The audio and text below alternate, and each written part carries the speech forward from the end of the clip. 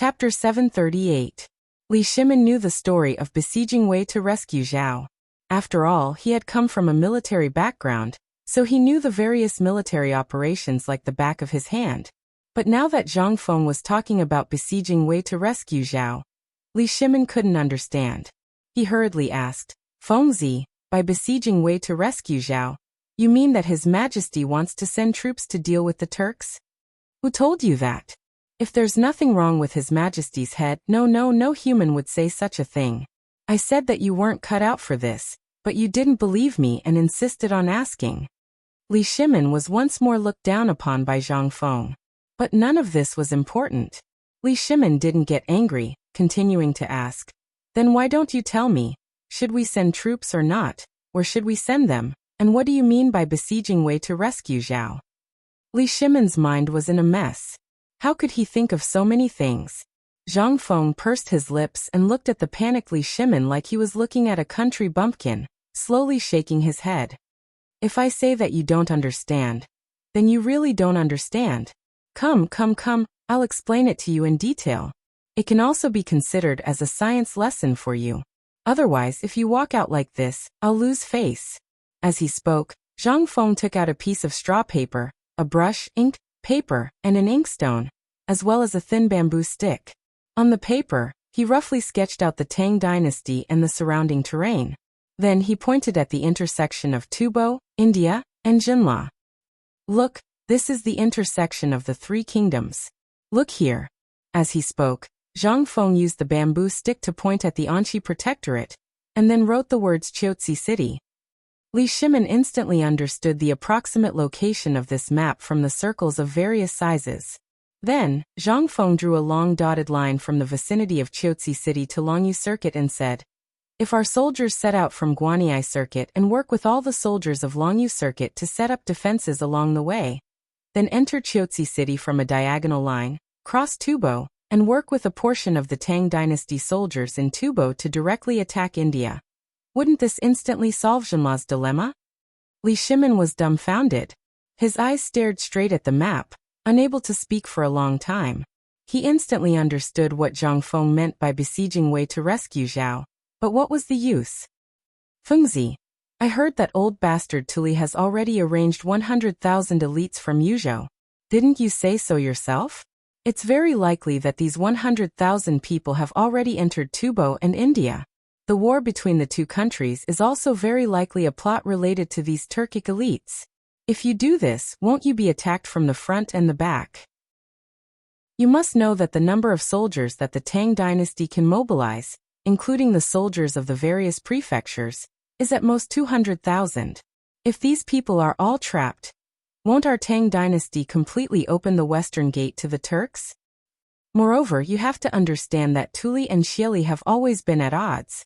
What does it mean that Tuli's 100,000 elites can enter Xieli's territory mean? This shows that Tuli and Xieli must have reached some kind of consensus. Therefore, I think this time the Tujue have dispatched more than 100,000 men, most likely 200,000. It is also possible that the 300,000 men from India are basically Tujue people. Do you believe me? Li Shimin said everything that he wanted to say in one go. Zhang Feng looked at Li Shimin in surprise. Not bad, Lao Li. I didn't expect you to have made some progress. Your guess is correct. Although Tuli and Xieli are uncle and nephew, they have long been like fire and water. Moreover, the disaster and famine this time have already caused a large scale of friction. Tuli's people being able to enter the Western Turks safely is a very big problem. But until now, there has been no news. What does that mean? There's a trick in this. The reason why I said to besiege Wei to rescue Zhao, as well as using Qiuzi City as the starting point, is actually based on His Majesty's usual strategy. Qiuzi City is an important stronghold. It can reach the Tujue and penetrate deep into Tubo's hinterland. If you were given 100,000 men, I think that even if you brought 100,000 men and did nothing but parade around Tubo, it would still make India and the Tujue nervous. But what's the use of this? We are now thinking of how to resolve the situation in Jinla. Li Shimin spread out his hands. Zhang Feng patted Li Shimin's shoulder and said, don't be anxious. Let me finish. Li Shimin's face darkened. Get to the point. Okay. Actually, if you bring 100,000 people from Chotsi into Tubo, your goal is to attract the attention of the Turks and India, and then kill your way into India in a high-profile manner. What do you think will happen if your 100,000 people enter India? Even if India announces that 300,000 people are stationed in Jinla, that means that their defense will be focused on the border with Jinla. As for the border between Tubo and the Turks, there will be a gap in their defense. Once they know about this, do you think they will continue to attack Jinla? Or go back to reinforce? Li Shimin stared at the simple map drawn by Zhang Feng. After thinking carefully, he instantly understood. This is what you meant by attacking Wei to rescue Zhao. Chapter 739. It was only natural that Li Shimin would be so shocked. Li Shimin had read more books on the art of war than anyone else. After all, his title as the King of Qin had not come out of thin air. It had been won through battle after battle. But today, Zhang Feng's unprecedented strategy left Li Shimin rather shocked. He was very clear about the military story of besieging Wei to rescue Zhao. However, at this moment, Zhang Feng had given him a whole new level of understanding. Li Shimin couldn't help but wonder if all the books on the art of war he had studied were fake. Otherwise, how could he not understand something so simple that could be solved with a different way of thinking? Fengzi, just what are you thinking? Why can't I think of such a simple thing? But there's one thing I still don't understand. You've said so much, but what if the Turks haven't mobilized all their forces? Or perhaps they've already predicted Chotsi city. After all, the Turks are said to have an army of 1 million. 1 million? And an army? Zhang Feng faintly smiled. Have you forgotten what you did to the Turks? You've already bought all their horses. Do you think they can still muster an army of 1 million? It's already a miracle that they can muster 300,000 horsemen. And you still expect them to have 1 million? The 1 million they said was just a bluff. They can't even muster 500,000. Moreover, the Turks are probably probing. If the Tang dynasty really falls for their trap, then the Tang dynasty will be in danger. Thus, the Turks are gambling. Either they win and drink wine in Chang'an, or they lose and hide in the steppe. Do you understand now? But if we penetrate through Chotsi city, we'll be cutting off this group of people's connection with the Turks. Moreover, if we spread out all the spies we've planted along the way and work with the Tibetan army, even if they have 200,000 soldiers, do you think they'll be a match for us in a long-distance raid? Let's talk about something else. The Turks are good at fighting on the plains, but the soldiers of the Tang dynasty are suited to all kinds of environments. The current environment is more favorable for the soldiers of the Tang dynasty. So, what do you think will happen if we send our troops? In Li Shimin's eyes, there was only deep shock left. Besieging Wei to rescue Zhao. This was not besieging Wei to rescue Zhao. This was killing two birds with one stone. Not only could they solve Jinla's predicament and force the Indians to return, but they would also be able to encircle and annihilate the Turks in Chotsi city. This Li Shimin murmured. Fengzi, are you talking about the military science you talked about before? Zhang Feng took a sip of tea and said lightly, yes, this is only a small part of military science. It's also called military analysis. Military analysis? A small part? This is called a small part? Li Shimin was speechless. But he still asked, then, what is this tactic called? What is it called? Zhang Feng thought for a while and said, it's called deep battle. This kind of thing was basically known to anyone who had watched TV. However, the people of this era did not know anything about tactics, let alone TV. They only knew how to dive headfirst into it. At most, they would know how to arrange the troops. Who could understand this kind of thing? But what was this? This was something that the martyrs had summed up in War After War. But for Li Shimin, this was something incredible. How could he understand these things? He could not help but ask, what is deep battle? Zhang Feng was speechless. Well, it's hard to explain in a few words. But don't worry. As long as the emperor is not stupid, your property will be saved this time. So don't worry, don't panic. Just wait calmly. Seeing that Zhang Feng was unwilling to talk about it, a hint of disappointment flashed through Li Shimin's eyes. However, he rolled his eyes and said, although what you said does make sense, and perhaps His Majesty also arranged it this way, after all, I have too many people under my command. In addition to the complexity of this war, it is inevitable that some stray soldiers will covet our things, so what are you going to say? Zhang Feng's ears instantly pricked up. He was still brooding about the wine last time. At this time, Li Shimon's words instantly made Zhang Feng extremely vigilant. Don't expect to get a penny from me. Let me tell you, I have nothing but a set of clothes now. I've put them all on for you. If you want anything, don't say it. You won't get it even if you say it. Boy, what kind of person do you think I am? Is it necessary? But this time, I really have something to ask you. Stop talking. I don't want to listen. I can't hear you. I have something to do. I'm leaving. Zhang Feng was furious and hurried to slip away. Li Shimon pulled Zhang Feng back. After a long time, Zhang Feng was finally willing to sit down and listen to him. In fact, it's nothing. Didn't old you say some time ago? Get some guards to guard the place in Tubo and other properties? We have people, but we don't have suitable weapons. Look at your spear that can break everything. Can you? No. Goodbye, I won't see you out. Chapter 740. Zhang Feng couldn't take it anymore. He had just tricked him into giving up the liquor formula. Although in the end, Zhang Feng was still careful and kept the most important blending and distillation formula. But when he thought of this, Zhang Feng felt uncomfortable. Extremely uncomfortable. He had been playing with the eagle all day, but in the end he was pecked in the eye by the eagle. Seeing that Zhang Feng was about to leave, Li Shimin grabbed Zhang Feng's hand and pressed him down on the recliner. He even personally brought him a cup of tea and said, Feng Zi, you don't have to do this, right? Who are the two of us? I have a lot of businesses. If it wasn't for your help, how could I, Lao Li, be where I am today? So what's mine is yours, yours. What's mine is still mine.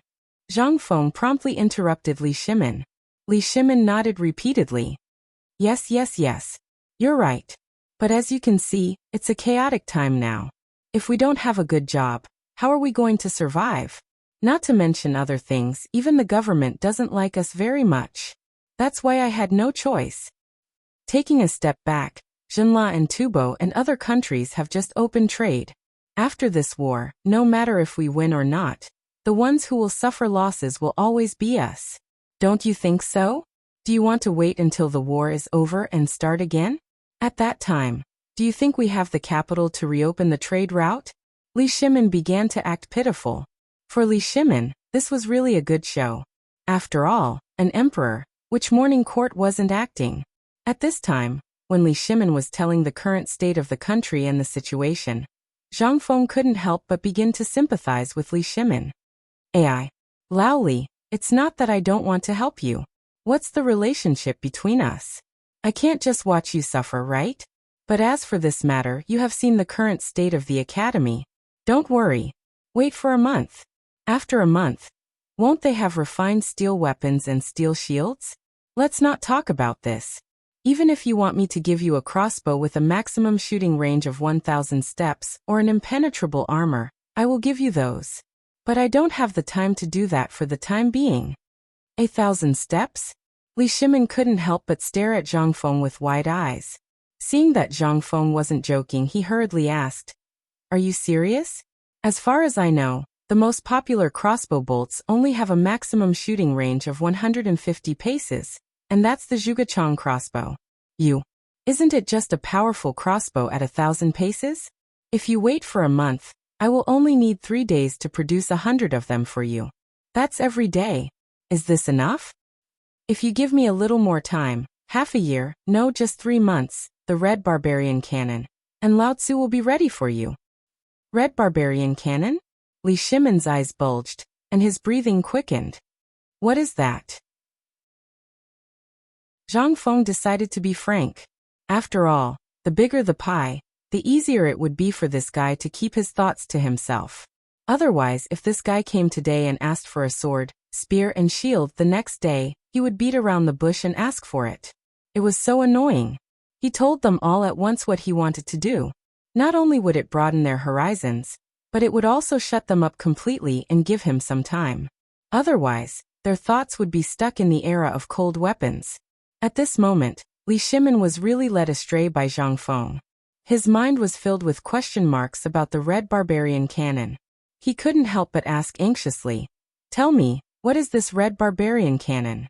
Is it more powerful than the crossbow you mentioned?" "Of course. You should have heard of catapults, right? Catapults and Juga divine crossbows are a combination of these two things. Not only can catapults throw rocks, but they can also throw fireballs and so on. However, the range of the catapults isn't very far, and they are also very complicated. However, this red barbarian cannon is different. Its range isn't as powerful as the crossbow I mentioned, but it is a great weapon when attacking cities and seizing territories. Once the elixir is thrown out, it will instantly explode, and the thing produced by the explosion can cause a lot of damage to people or objects within a 2-zhang radius." Zhang Feng explained the red barbarian cannon with spittle flying everywhere. As expected, Li Shimin couldn't help but shudder at this moment. He was already so shocked by this magical thing that his heart was in turmoil. At this moment, Zhang Feng's words made Li Shimin completely lose his composure. "Lao Li, do you still remember the metal ship I mentioned before? Once the metal ship is built, you can put dozens of red barbarian cannons on it. Think about it, what can your ship do? Even if it's a wall, you can blast it to smithereens from afar, not to mention the impact of the ship." Li Shimin's voice was trembling. Although the five-toothed warship was powerful, it couldn't withstand strong winds and waves. Moreover, the purpose of a ship was to transport things, and it also played an important role in war. However, a real battle on the water was basically a collision between two ships. Regardless of whether the ship won or lost, the damage to the ship would be huge. However, what about this red barbarian cannon? Once it was installed, then, however, Li Shimin also understood at this moment. He calmed down and asked again, "Fengzi, just tell me directly. What other treasures do you have? Can you let me take a look?" Chapter 741. Sure. Since you want to know, I'll tell you. Forget about the red barbarian cannon. That's just a toy. If I have time, once my research institute is done, I can even make handguns that are simpler than bows and arrows, let alone the red barbarian cannon. That's just child's play. Once I've nurtured some technical talents, I can even make bombs for you." As he spoke, Zhang Feng's voice stopped abruptly. He spread his hands and said, "But look at my construction site. It's a huge mess. How do you expect me to make those things for you? I have time and a place. Even if it's the simplest gun, although I said that I can make it within a month, I still need a place and time, don't I? I'm not a god. I want to make them for you. But do you think that's possible? This will all take time." Li Shimin was already dizzy from listening to him. The more he listened, the more he felt that those things were distant. He gradually understood what Zhang Feng meant. Is this guy indirectly saying that I'm short-sighted? However, even if he knew, Li Shimin did not have the heart to get back at him. The handgun that Zhang Feng mentioned at the end had piqued Li Shimin's interest. "Fengzi, tell me about this handgun. What are you talking about? It's a waste of saliva. No matter how much you talk about it, I don't have time to make it now." "No, tell me about it. I remember that I have a good toy from the previous dynasty. I think it's the personal sword of Emperor Yang of Sui." Zhang Feng's ears perked up at the mention of treasure. "Give it to me. I'll tell you about it." Li Shimin smiled. "You first.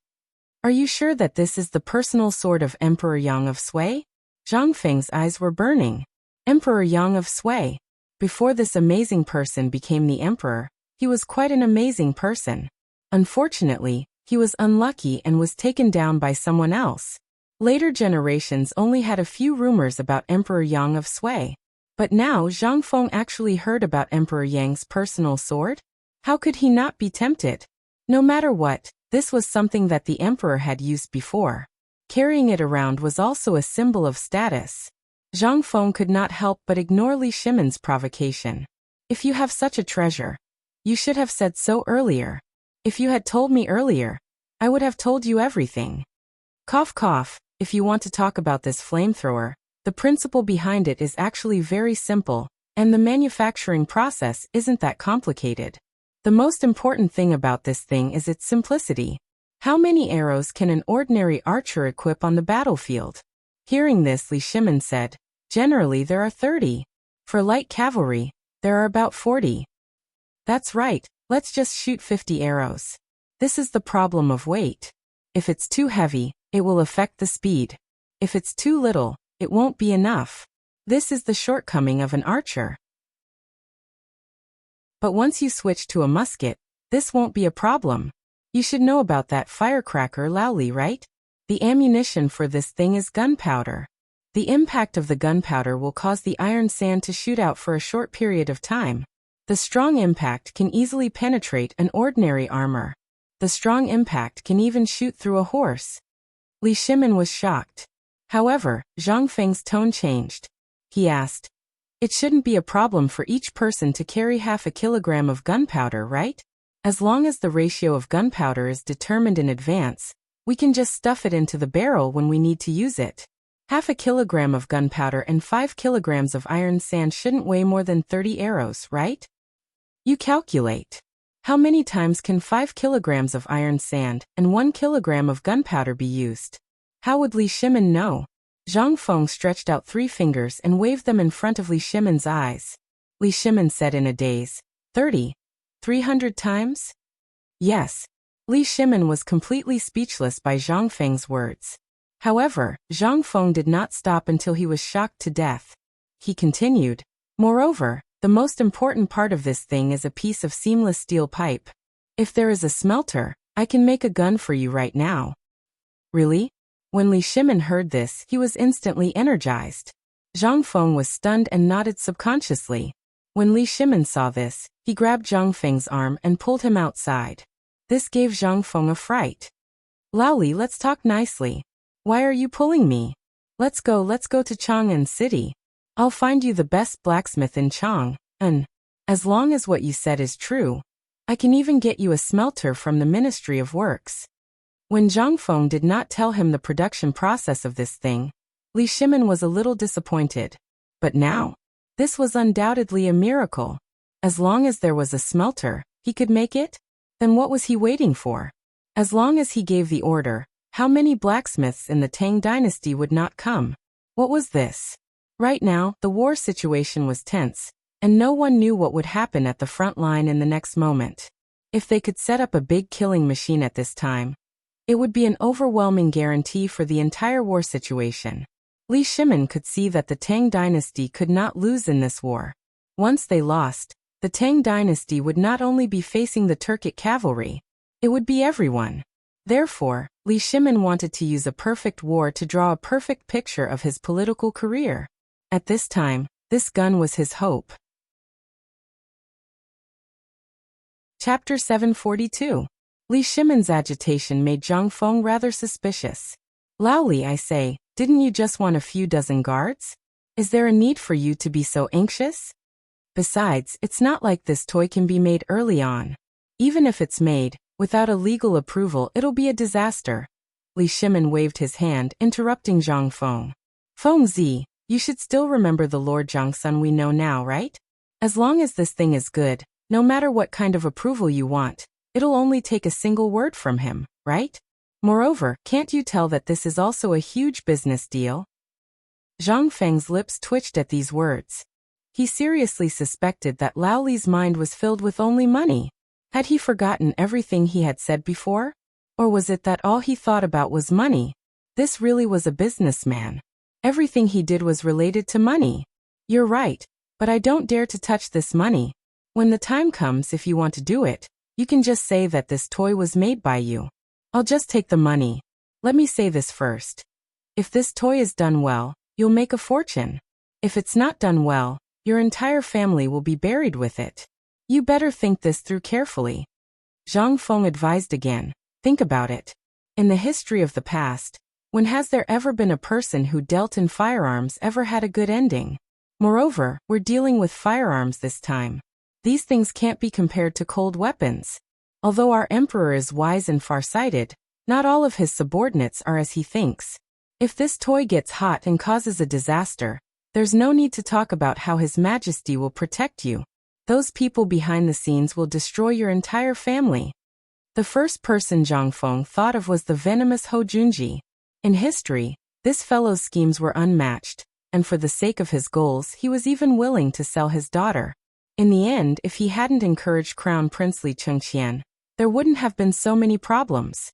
But the heavens did not go as one wished. Hou Junji had relied on his status as the emperor's favorite to almost cause the emperor to lose his life, and almost cause a second coup at Xuanwu Gate.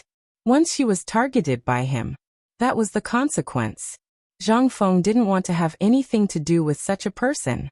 That would cost him his life. However, Li Shimin didn't take it to heart. He was an emperor. Any emperor would want to establish his authority and prestige, which was also the foundation for the stability of the Tang dynasty in the future.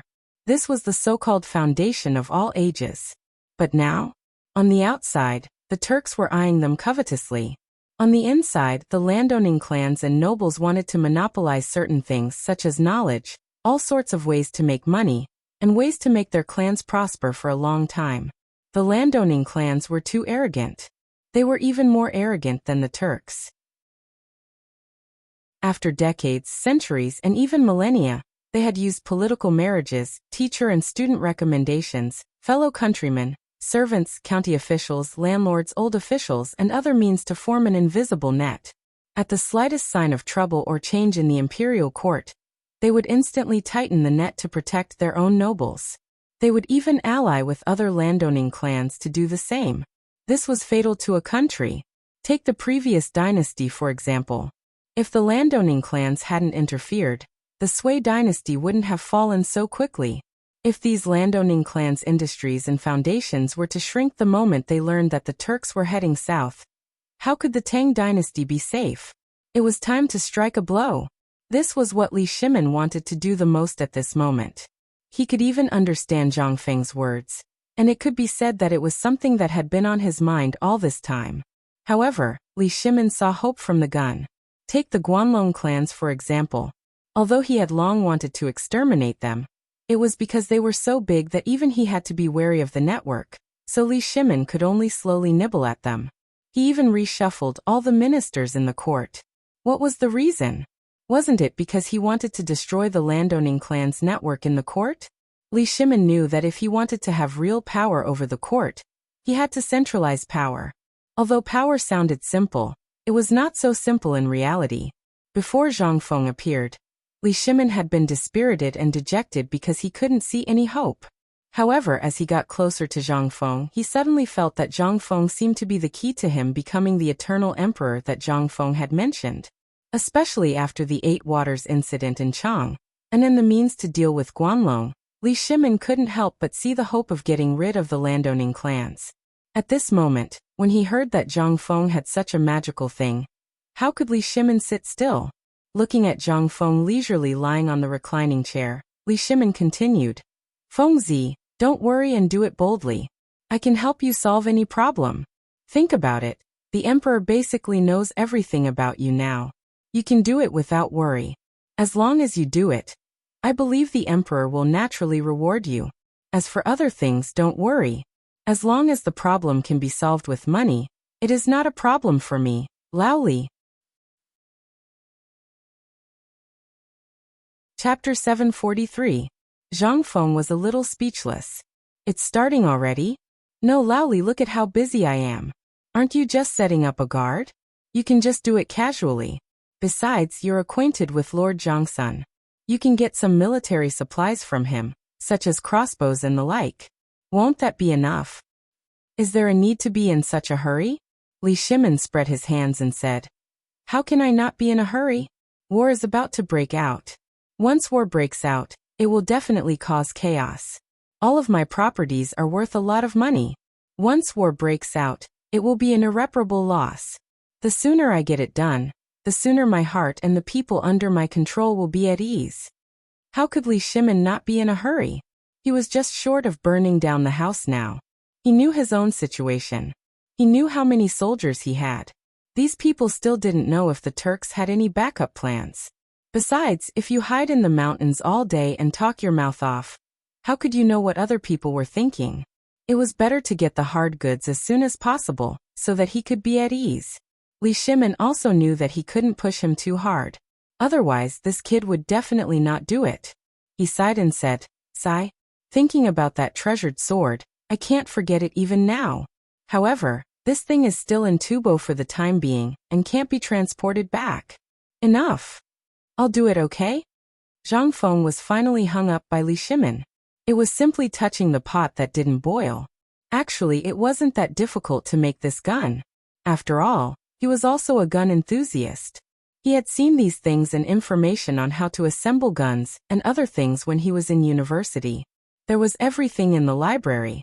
The difficulty was in the seamless steel pipe. This thing was really difficult. As long as this thing was created, then everything would be fine. After thinking for a while, Zhang Feng said, "I can do it, but it will take at least a month to produce something. You also know that the things on the mountain are very important. I can't tinker with those things all day long. If you can wait, then find some skilled blacksmiths and a guy with all the materials and equipment to move to the mountain. Don't worry. These are all minor issues." Li Shimin patted Zhang Feng's shoulder and sat down with satisfaction. "Fengzi, I know your ability. As for the blacksmiths, I will naturally hire the best, but you have to keep this matter in mind. This is money. Once you make it and I present it to Lord Zhang's son, you will be rich.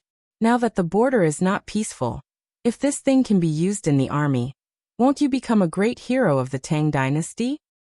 When the time comes, won't it be easy for you to be promoted to nobility? Don't you want to be an official in the court? When the time comes and the emperor summons you, won't you?" Li Shimin became more and more excited as he spoke. Zhang Feng's interest was piqued. He couldn't help but imagine. Yes, how could I forget about this? If the emperor, then I will be able to be an official in the court soon, won't I? However, thinking about it, it was still very good. Zhang Feng still had self-awareness about this. If he could meet with Li Shimin, he would have come to find him a long time ago. Li Shimin's character of opening up avenues of communication and accepting talents. As for the delay until now, he also knew that the emperor didn't come because of Guanlong's influence in the court. His influence in the court was still very strong. If he went, they didn't dare to do it openly. But who could guarantee that they would do it secretly? Therefore, with this thought, Zhang Feng couldn't help but want to get the gun out. Not for anything else, but if he could make a gun, then wouldn't he be able to make a pistol after a period of training? When the time came, he would get 2 concealed pistols and a bulletproof vest. What was there to be afraid of? He would just go straight to the point. When the time came, it would be time to settle the score. As long as he gave the emperor a bulletproof vest or a bulletproof vest and a pistol when he entered the court, even if he didn't dare to think about it, he should at least be able to become the Grand Secretary, right? Who would dare to oppose? Lao Tzu shot him dead. Who would know that it was Lao Tzu who did it? At this moment, Zhang Feng couldn't sit still and asked, "Lao Li, immediately go down the mountain and find me the best blacksmith. No matter how good his blacksmithing skills are, his forging and smelting skills must be good." Seeing Zhang Feng like this, Li Shimin couldn't help but feel relieved. This time he finally dragged Zhang Feng into the water. As long as this kid set his mind on it, no matter how they changed these battles, they couldn't stop him. The Tang dynasty would definitely win. Okay. I'll do it right away. By the way, do you need anything? For example, oars or something like that. Hearing Li Shimin's words, Zhang Feng patted his head and hurriedly wrote down a list of materials on a piece of paper. He handed it to Li Shimin and asked, "These materials can be delivered later, but the smelting furnace must be delivered first. As for the oars, just give me some scrap iron." Li Shimin was stunned. "Scrap iron? Are you sure?" Chapter 744. Li Shimin hurriedly left. He was puzzled. He could not understand why Zhang Feng needed to smelt the firearms. However, he could guess that the materials used to smelt the invincible spear would be used. However, why did he need iron? Moreover, it was scrap iron? After Li Shimin left, Zhang Feng instantly fell into deep thought. Regarding this kind of smelting technique, especially the method of smelting steel, many different methods instantly appeared in Zhang Feng's mind. However, he rejected many of them. Although there were many methods, many of the materials could not be realized in this era. However, in the end Zhang Feng thought of an indigenous method of smelting steel. It seemed that it could really be done in this era for him. Zhang Feng could not help but hurriedly record down the process according to the things he remembered in his mind. Dean. Something has happened. Something big has happened. However, after an unknown period of time, Gao Can's voice urgently sounded from outside the room. In an instant, Zhang Feng's brush trembled, and the brush instantly pierced the paper. Upon hearing this, Zhang Feng's expression changed.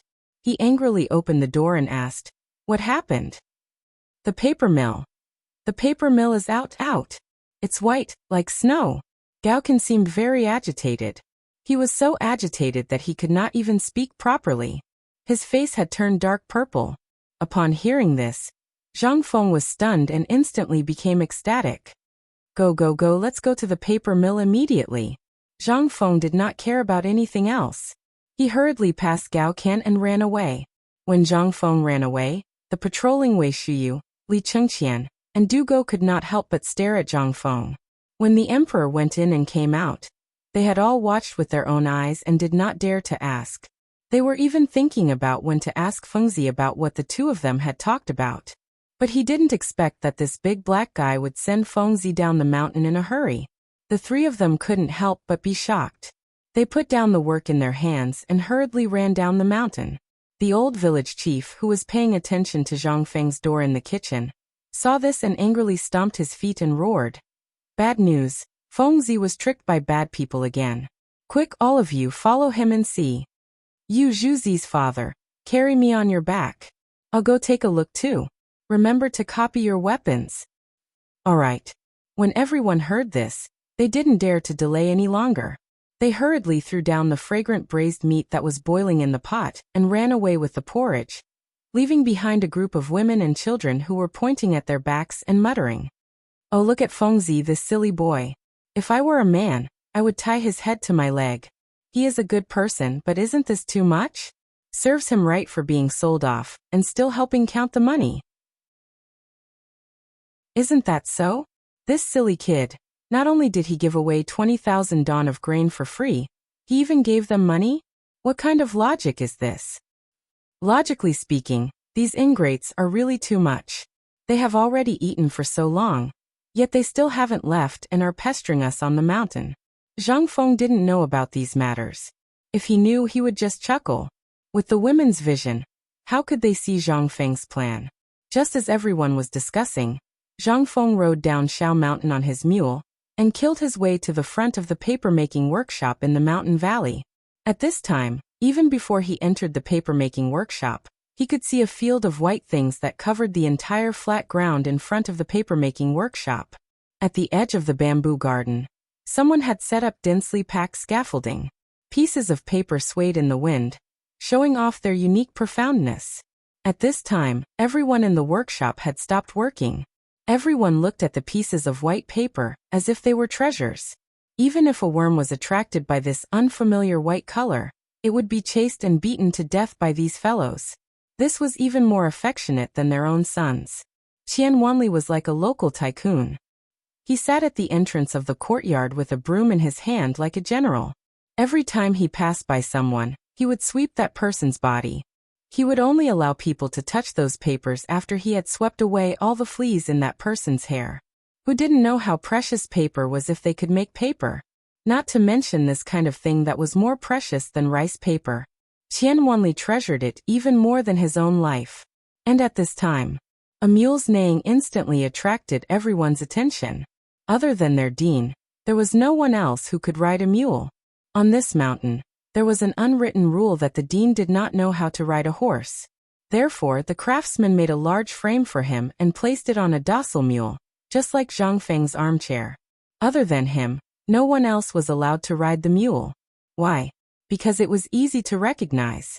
When they saw Zhang Feng coming, everyone hurriedly stood at the entrance of the paper-making workshop, as if they were waiting for an inspection. They stared at Zhang Feng with red eyes. Jumping off the mule, Zhang Feng didn't have time to chat with Qian Wanli, and hurriedly wanted to see his treasure. However, he was stopped by Qian Wanli. Wait, clean yourself first before you go in. Chapter 745. Zhang Feng was speechless. He could only roll his eyes and let Qian Wanli do as he pleased. However, Qian Wanli wanted to remove Zhang Feng's hairpin, which made Zhang Feng furious. Is there a need for this? Isn't it just a few pieces of lousy paper? Who gave you this rule? You even dare to be Lao Tzu? Qian Wanli's face turned red. However, he still argued. Dean, you don't know. This paper. Stop nagging me. If you continue nagging, do you believe that I will make you pick up feces right now? You're revolting. Abolish this rule for me, but you still have to pay attention to hygiene. Those who enter this place must be neatly dressed, clean, and leave no traces on their hands before they can enter. Do you all remember that? Who the F***ck dares to dig their nose for raw paper? If I find out, I'll throw them off the mountain. Everyone's expression changed drastically when they heard that. They hurriedly raised their hands for Zhang Feng to check. However, how could Zhang Feng care about that? He picked up a piece of paper, looked at it carefully and smelled it. Not bad. This was the smell. This was the color. The paper was very soft. It was not as tall and straight as the paper of the future. This was because of the fiber. Paper without fiber was so soft. However, this was not important. When the paper was placed under the sun, it did not have the fluffy feeling. It blended perfectly with the birch tree's resin. This was very good. However, the only thing lacking in beauty was that there was no bleaching powder. There was no way to bleach it. There were still some tiny black spots on the paper, as well as some things that belonged to the plants. Zhang Feng pointed at the black spots and those things on the paper. He then described them to Qian Wanli in detail. This thing, I won't say anything else. Take a look, what is this thing? I've told you before that this thing must be well protected. Don't let it be contaminated with dust. Remember that when this pulp enters the final stage of forming, you must use the best gauze to filter out the impurities. Otherwise, this thing can't even be sold at the price of straw paper, let alone compare with rice paper. We are all members of the academy. We will need and use these things in the future. Think about it. If you become rich in the future and your calligraphy is passed down, your descendants will point at the black spot on the paper and ask, "Isn't this paper made by you? Why are there these things on it?" I'm asking you, aren't you ashamed? Do you still want the face of White Deer College? Under Zhang Feng's scolding, everyone's eyes turned red and they lowered their heads. Some of them even pinched the ears of the people around them and scolded them. Qian Wanli was so anxious that he almost cried. When Zhang Feng saw that the scolding was about done, he patted Qian Wanli's shoulder and said, "However, it's your credit to be able to make paper in 3 days. After all, this is your first time. I won't punish you this time, but you must remember that the paper has to be as clean as possible, just like people. This is also the principle of White Deer College. People don't need to be smart, but they must be clean. This paper is the same, understand? Damn, Fengzi, you're awesome." However, the reply to Zhang Feng was a sentence that spoiled the mood. Zhang Feng instantly glared at Chingchimo. Chingchimo scratched his head embarrassedly and pointed behind him. "If you want to throw a tantrum, look for this the old village chief. Ha ha ha." As they spoke, Chingchimo and the others walked around the paper-making workshop with their arms around each other's shoulders. That King Dugo even tried to stuff paper into his arms in front of everyone. "Du de Bing, if you dare to steal again, Lao Tzu will kill you." Zhang Feng couldn't bear to watch any longer. He roared at the top of his lungs. As expected, the old village chief, who was trembling as he stared at the paper and his eyes were about to pop out, suddenly leaned on his walking stick and roared. "Which shameless person dares to steal? Find the person from Tonghui Workshop and drown him in a pig cage." Dugo's expression changed drastically. He dared to act arrogantly in front of Zhang Feng, but in front of these uncouth people he was afraid. If these people were to cause trouble, even the government wouldn't be able to do anything to them. Dugo could only embarrassedly throw the paper out before the people from Tonghui Workshop arrived. Only then did they give up. The old village chief personally picked up the paper that Dugo threw on the ground. His whole body was trembling. "Evil creature, you've sinned. Old man remembers that rice paper costs 1,000 copper coins per caddy. How much is this? As he spoke, the old village head's wrinkled fingers picked up the paper and weighed it in his hand. This is at least 2 or 3 taels. Kid, come pay up. This belongs to Tong Hui Fong. If you don't pay up today, I will drag you to the authorities. A few hundred copper coins. It may not be much in your eyes, but you know, in the eyes of poor people like us, this is a year's harvest. Are you going to waste it? Do go, and the other's eyes bulged. No way, this belongs to Feng Zi, right?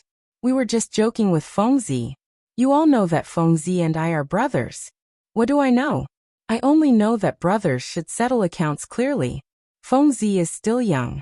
If he is fooled by you all like this, he will get into trouble sooner or later. Today, I will use my status as the village chief of Tonghui Workshop to announce that I will temporarily help Feng Zi manage everything on Shao Mountain. Don't even think about cheating Feng Zi of a single copper coin.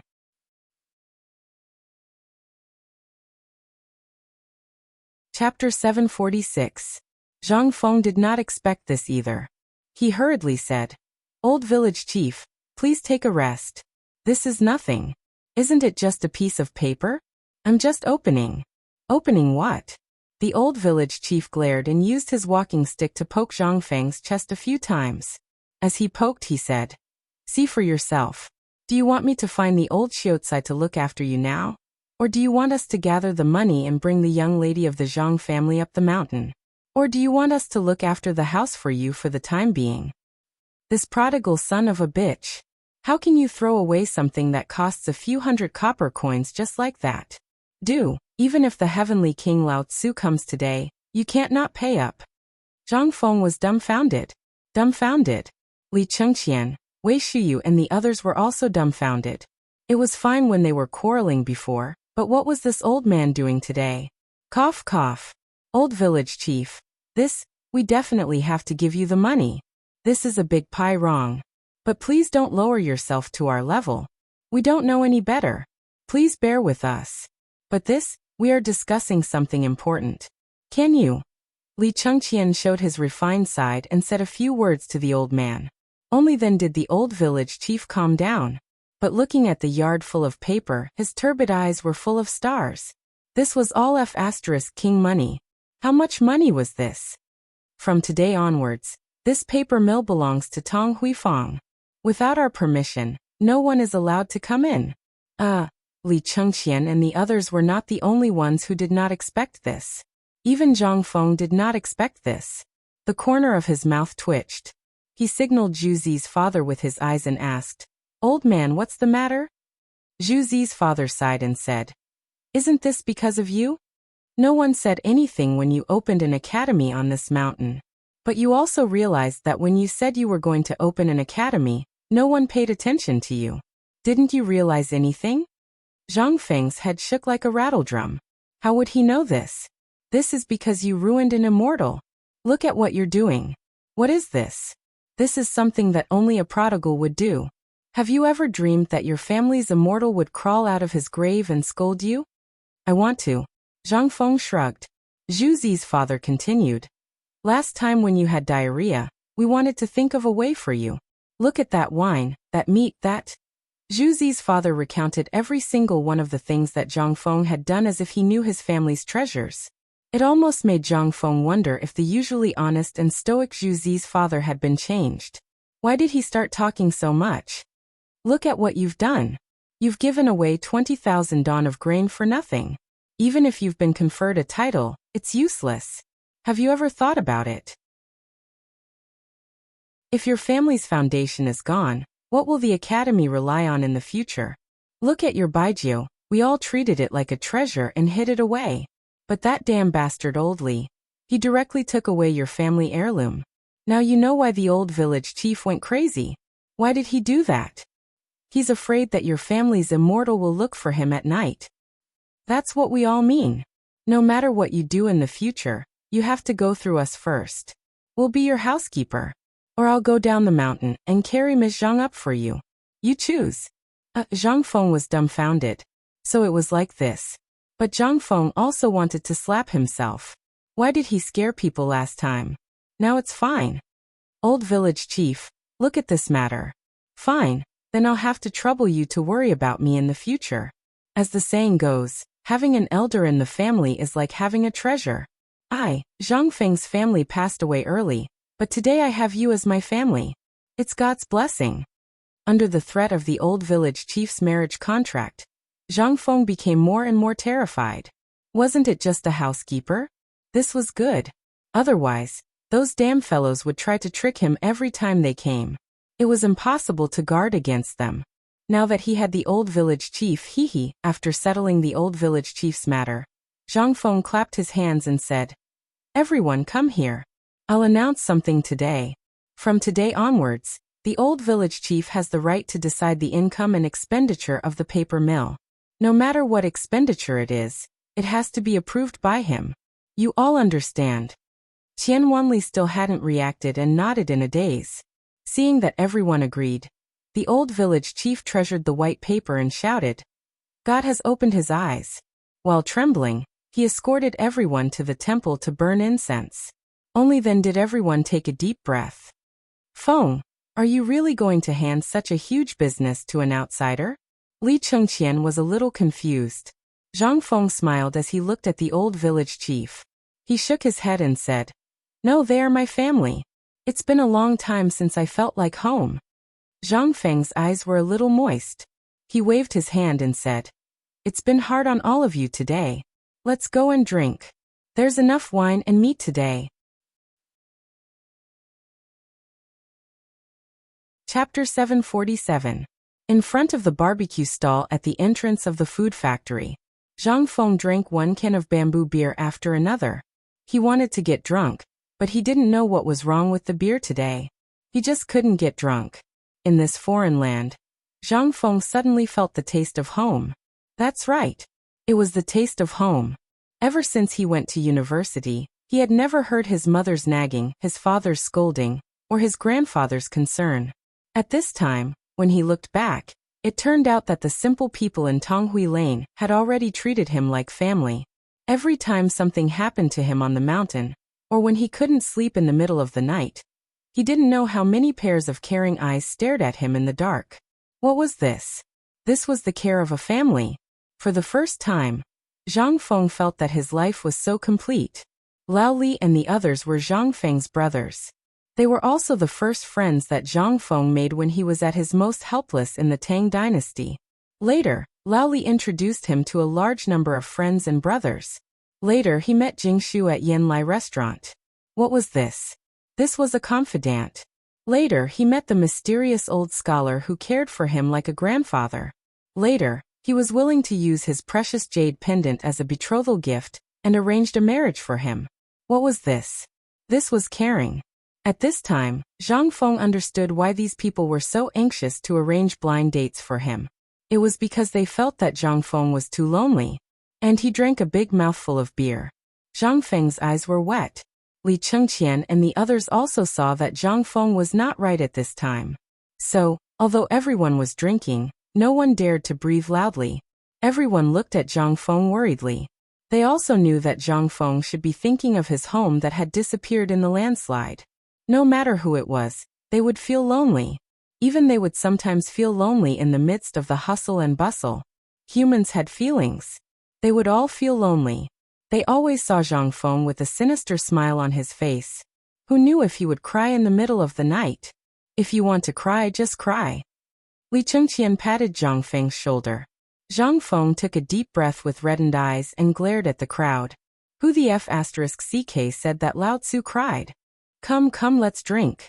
Lao Tzu didn't cry. Lao Tzu is thinking about how to sell these papers. Zhang Feng's excuse, which didn't sound like an excuse, made everyone sigh helplessly. Li Chengqian bumped his bamboo tube against Zhang Feng's and asked, "Didn't you promise to give this paper to Mr. Bosher? Don't tell me you want to sell it." "No." Zhang Feng smacked his lips and said, "There's something wrong with this paper. I won't give it to him for the time being. Qian Wanli, let me ask you.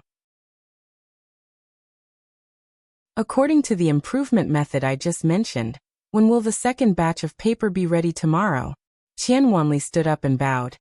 "If we rush the work tonight, We will be able to finish it by tomorrow noon or by the evening at the latest. And it's about 500 caddies. Good. Zhang Feng clapped his hands and said, if you can finish 500 caddies before dark tomorrow, each of you will be rewarded with 100 copper coins. Everyone was overjoyed. They all stood up and thanked him. Li Chengqian hurriedly asked, then this batch of paper, are you planning to sell it? If you are selling it, I want to buy it. Li Chengqian knew very well what this paper meant. He wanted to be the first to own it, and then, however, Zhang Feng flatly rejected Li Chengqian. No, I have great use for this paper.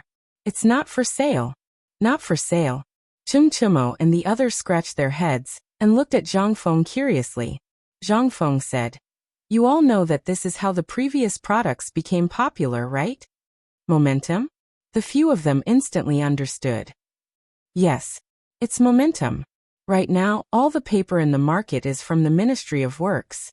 There are very few commoners who can afford paper, especially Xian paper, which is worth 1,000 copper coins. If we want our paper to be noticed, the first thing we have to do is to let people know that White Deer College has paper. And it's white paper which is better and cheaper than Xian paper. This is the only way to take advantage of the remaining popularity of the braised meat and raise the reputation of White Deer College in the hearts of the commoners. This time, it's the landowning households who can afford and need paper. Hearing this, Li Chengqian's eyes flashed with astonishment. He asked, how much are you going to sell this paper for? You also know that those who can afford to use this thing are aristocratic households and those scholars. By literature, at least it's by literature. Zhang Feng raised a finger and said, what? Only 100 copper coins? Cheng Chimo's loud voice instantly exclaimed. Not only did the people hear it, even the people at the entrance of the food factory turned to look.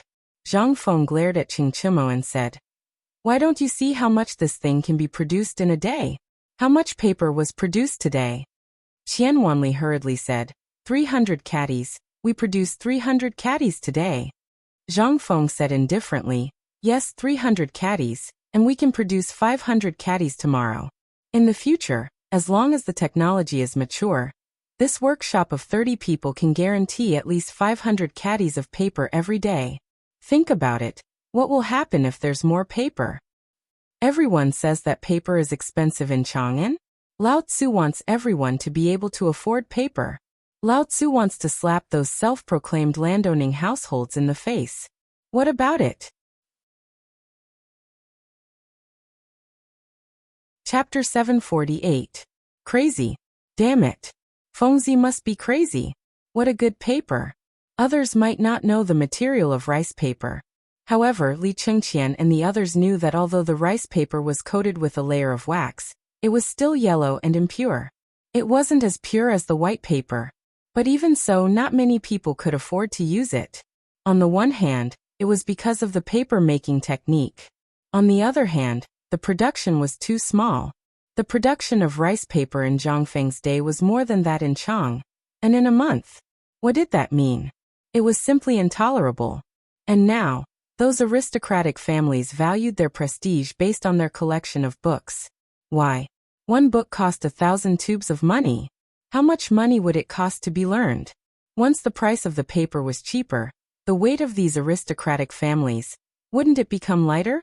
What would they do? This was simply something that only a lunatic would dare to do. But for the four great devils of Chang'an city, this was interesting enough. Lunatic, don't forget about us for such a fun thing. Tomorrow morning, I'll bring the paper to Chang'an city and stir up trouble for him. Just tell him what kind of tricks you want to play. Leave the rest to us. Cheng Chimo and the others were scrambling to do this thing. Qian Wanli and the others twitched their mouths and hurriedly distanced themselves from Cheng Chimo and the others.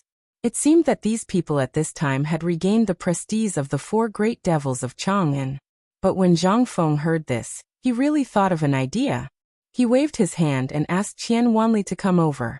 Then the seven of them gathered together and said, I have an idea. Listen to me. I want to hear it too. Suddenly, there was a muffled sound. Zhang Feng could not help but be stunned for a moment before he remembered that there was still Gao Can standing at the side. He speechlessly waved his hand, and pointed to a pot of braised pig head meat at the side. Go get me some meat and wine. You can't go on this matter. Oh. Upon hearing this, Gaoqing gave a muffled oh. He sat by the side, ignoring the hostile gazes of the young students from the paper-making workshop. He hugged the pig's head meat and chewed on it. Zhang Feng heaved a sigh of relief. What a joke. If he were to let this guy go, in less than a quarter of an hour, the original words would be tricked out of him. Being too honest was sometimes a good thing, but sometimes it was a fatal existence. Let me tell you this matter. In the afternoon in Chang'an, although it was almost the beginning of autumn, it was still stuffy and hot. After lunch, the people who were bored out of their minds gathered by the river or under the big willow tree to talk about trivial matters. The most popular place, especially for the poor, was undoubtedly the tea house.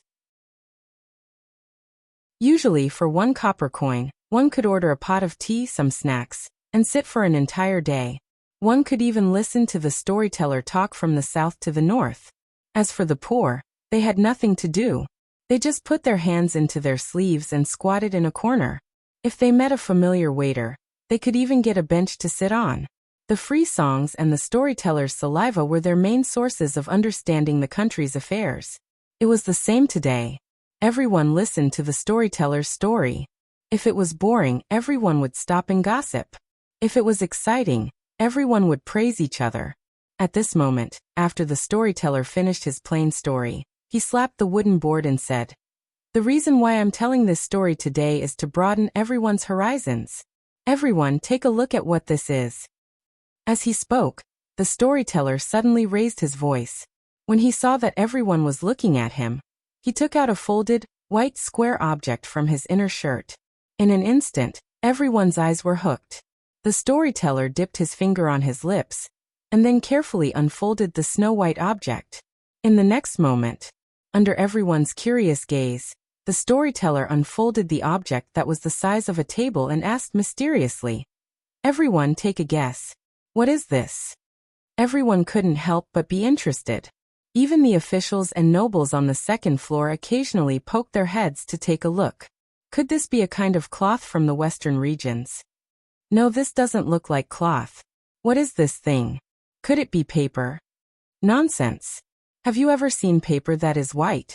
And it's so thin. How does it look like paper? Then, Blind Lou, what is this thing? The storyteller stroked his beard. Although he was blind, his eyes, which were covered with white things, were still staring at the people on the second floor. Seeing that no one asked, he said calmly, "You may not believe it. Although this old man has an eye disease, this old man has seen rice paper before. But today, this old man saw this with a child in Tong Huifang." As he spoke, the storyteller raised the white object in his hand and then shouted excitedly, "What is this? You must have never seen it in your entire life. Today, this old man will show you what this is." As he spoke, the storyteller slowly grabbed the white object and gently tore it along one side. Puchi. Chapter 749. The storyteller hissed very, very slowly. It was almost as if he was tearing it bit by bit. At this moment, the people on the second floor could no longer sit still. Although Blind Sun had mentioned rice paper earlier, when he took out this thing now, many people couldn't help but have a strange thought in their hearts when they heard the sound. Could it be that this was paper? Finally, more and more people on the second floor stuck their heads out of the railing and watched the storyteller tear things apart. "Blind Sun, is the thing in your hand paper?" Finally, a person on the second floor asked indifferently. When the storyteller heard this, he heaved a deep sigh of relief and immediately stopped tearing. He cupped his fists in the direction of the person who spoke and said, "This master is right. This is paper." "What? Impossible. How can paper be so thin? So white? Nonsense, it's simply nonsense. Blind Sun, could it be that you're so old that you can't even recognize paper? By the way, you're blind. How would you know what paper is?" The storyteller couldn't sit still anymore. He shouted coldly, "Master, you might have misunderstood me. This old man's ancestors were all important officials in the imperial court for 3 generations. In terms of family background, I'm afraid you're not as good as me." "You," the storyteller said proudly, Although this old man suffered from an eye disease at the age of 30 and had no choice but to leave home to make a living, why would you be here today to listen to this old man talk about important matters? If you don't believe me, you can come and verify it. If I'm lying, I'll bang my head against the wall and die here today. Blind Sun's voice was very loud. Those who could come here, or rather, those who were regular customers, more or less knew some things. Blind Sun's background was really not simple. If he wasn't blind, he would have cut off contact with his family and wandered alone in order not to affect the Sun family's reputation. The people on the second floor just now seemed to have touched Blind Sun's reverse scale, which was why Blind Sun was so agitated. When Blind Sun's voice fell, the entire tea house instantly fell into a dead silence. Cough cough. I can verify what Elder Sun said. If anyone doesn't believe me, you can come upstairs and argue with me. And at this moment, on the highest floor of the tea house, a crisp female voice that could captivate one's soul suddenly sounded. Regardless of whether it was the people on the second floor or the people on the first floor, when they heard this, everyone instantly stood up regardless of what they were doing. They cupped their fists and bowed from the third floor. There was no other way. This person's identity was even more terrifying. Everyone only knew that this woman came from the palace, but no one knew her name or her identity. The only thing that made this place famous was that there was once a second-rank official who came here to cause a ruckus. In the end, his legs were broken and he was dragged out. The next day, when everyone thought that this tea house was going to be in trouble, they were shocked to find that the second-rank official and his family of 27 people were all kneeling in front of the tea house to beg for forgiveness. Thus, the reputation of the tea house instantly spread throughout Chang'an city. Some said that the owner of the tea house was Princess Xiaoning. Some people even said that this tea house belonged to the Empress. Others said that it belonged to the Crown Prince. In any case, there were all kinds of rumors. In short, the owner of the tea house did not say anything. No one dared to cause trouble again. Do you think the 4 great demon kings of Chang'an city are powerful? However, such powerful people did not even enter the tea house. What did that mean? If there was such a mysterious place in other places, the 4 great demon kings would not let it go if they did not flatten it and find out what was going on. But here, every time, they would take a detour as if they were thin air. What did that mean? At this moment, everyone saw that the mysterious woman on the third floor had spoken. How could they doubt her? Blind Sun cupped his fists at the woman on the third floor. Then he pointed at the paper in his hand and tore it into strips with a ruler.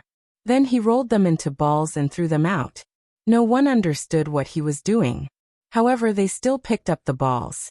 However, when they held them in their hands, they could not help but be in an uproar. This is paper. It's paper. Oh my God. It's really paper. Where did this paper come from? Blind Sun, this paper. When everyone excitedly unfolded the paper balls and looked at the storytelling table, they saw that Blind Sun had already disappeared without a trace. The people on the second floor could not sit still anymore. They urged the servants to grab some paper and bring it up. In the next moment, the quiet second floor suddenly burst into a burst of exclamations. Paper. That's really paper. How can there be such paper in this world? Oh my God. Could it really be from Tubo? No, did you notice the place that Blind Sun mentioned just now? What place? At this moment, not only the people on the second floor, but also the people on the first floor held their breaths. After a moment of silence, that person said word by word, Tong Hui Fong. In an instant, everyone understood. That's right. Blind Sun seemed to have mentioned Tong Hui Fong just now, and he said that he got it from 2 children? Let's go. Let's go and take a look. Let's go.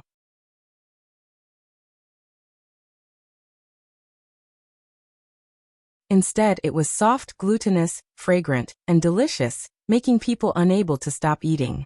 After that, the great scholars came to visit, the 3 generals came together, and the properties of those nobles in Chang'an city were all replaced by this braised meat shop. Every time Niu Weili heard about it, his heart would tremble a little. But now? This Lord Zhang actually fiddled with this thing again, and again in such a short time. What is he trying to do? Can't he let people live in peace? Niu Weili suddenly felt that he couldn't stay in the county government of Chang'an City anymore. Every 2 or 3 days, Lord Zhang would give him a wave of unexpected things. How can he let people live in peace? Niu Weili gently rubbed the paper on his face. Then he wanted to write something. But after thinking about it, he finally changed to the smallest pen and wrote Niu Weili's name on the corner of the white paper. Niu Weili couldn't sit still after comparing it with the previous rice paper. Whether it was the ability of the paper to absorb ink or something else, it was 100 times better than rice paper. After writing on rice paper, it would take at least 10 minutes to dry it. But what about this white paper? It would only take a few breaths of time to completely dry it. Guards! Guards! Send someone here. In Niu Weili's hurried shout, the guards stumbled into Niu Weili's bedroom. Sir, what's the matter? Quickly go and get all the paper from the people on the street who give this kind of paper to me. If there's no other way, buy their paper with money. The guards couldn't help but look bitter when they heard this. He took out a few neatly folded pieces of paper from his arms and said, Sir, I've asked around. Those papers, no matter how much money you give them, they won't sell them. What? They won't sell them? How can there be idiots in this world who don't want to make money? Niu Weili was confused. The guard said even more bitterly, Sir, you don't know. Even if the teachers from the Imperial College came in person, those pedantic women wouldn't sell them at all. There was such a saying? What was this for? Such good paper. Suddenly, Niu Weili seemed to have thought of something. He hurriedly took off his official robe and asked hurriedly, How many of those people sent the paper? Where are they now? I'm not sure. At first, there were only a dozen people. But now they're basically everywhere in Chang'an City. Moreover, there are dozens of people lining up at the entrance of Mingda on Huaqixia in Chang'an City. They're all sent to people who enter and leave the city. Now carriages and horses can't pass through the city gate.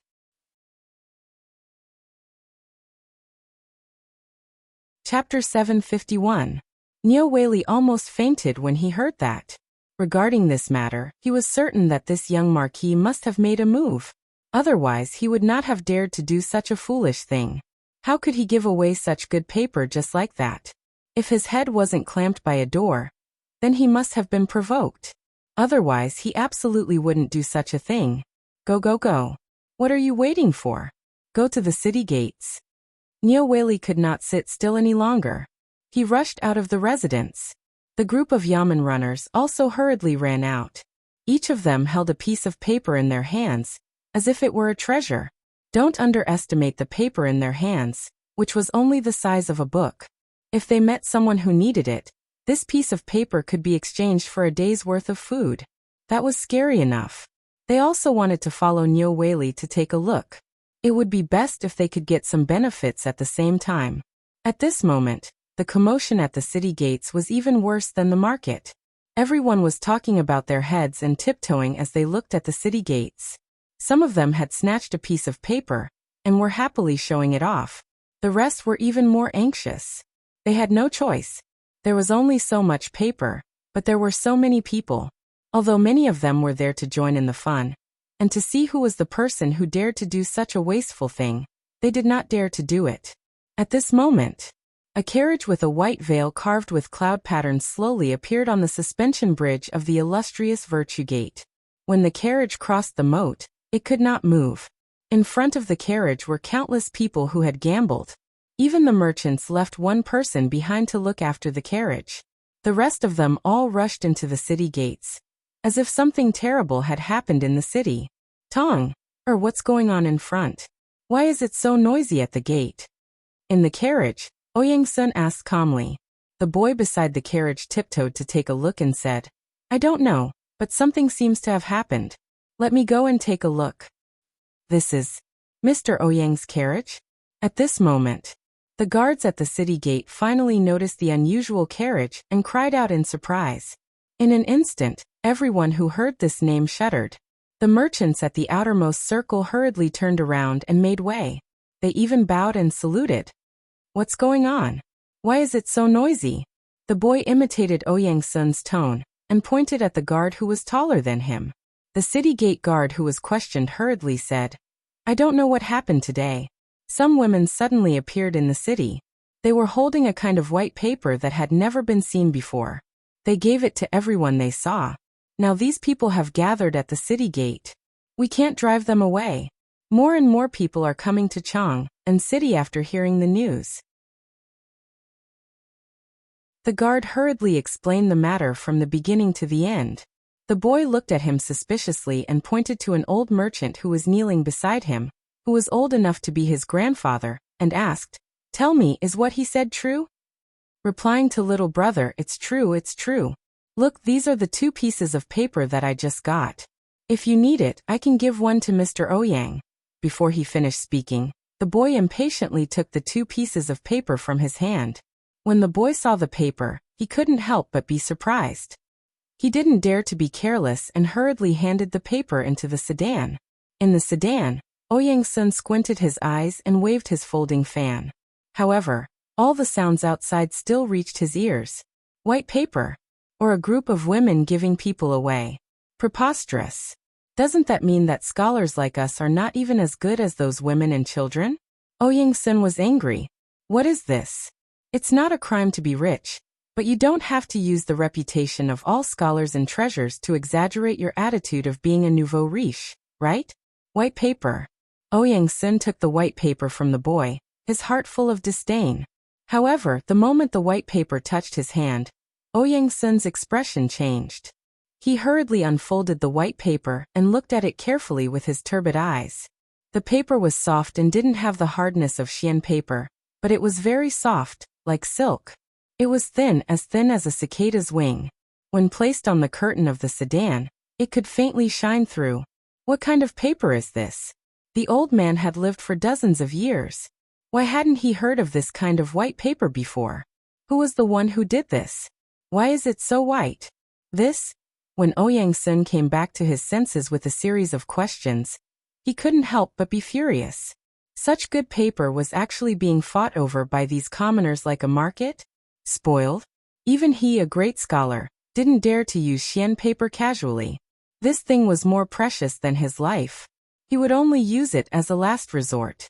However, at this moment, when Ouyang's son lifted the curtain of the sedan, what did he see?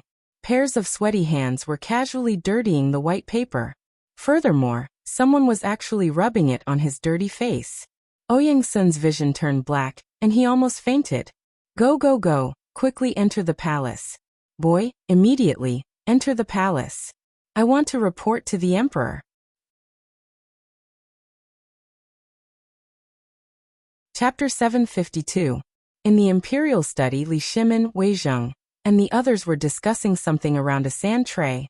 At this moment, Xiao Gizi knocked on the door of the imperial study with a strange look on his face. Your Majesty, Mr. Ouyang requests an audience. Li Shimin and the others were stunned. Mr. Xinbin is back? Did he come back for Fengzi? Li Shimin muttered to himself in surprise. Summon him. As he spoke, Li Shimin glanced at the sand tray. Don't worry about other things for now. We just need to create momentum at the front line, and create the impression that we are going to do something big. Everyone must be delayed until Fengzi's firearms are produced. Yu Qigong said, Your Majesty, I'm afraid that something unexpected will happen if we surround them without attacking. Today, General Niu Jinda has returned from Tongguan Fortress to Chang'an. Your Majesty, you. We'll talk about this later. Come with me to meet Mr. Xinbin first. Li Shimin was in a good mood. The situation at the border had basically stabilized, and the moment Zhang Feng brought out the whatever gun, it would be the day the Tang army would launch a general attack on India from Chotzi.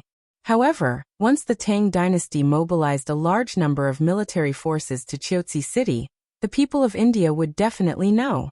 Therefore, they would still stubbornly push the front line forward to Jinla. As long as he was not stupid, he would definitely know the purpose of the Tang army. Li Shimin was not stupid. In fact, he was also a genius at military strategy. When Zhang Feng decided to focus on Chotzi city, Li Shimin and the others had thought of many things. Attacking India was secondary.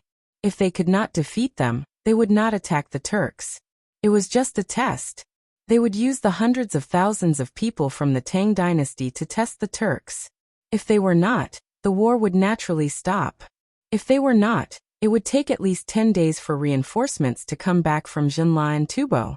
These 10 days were just the time Zhang Feng needed.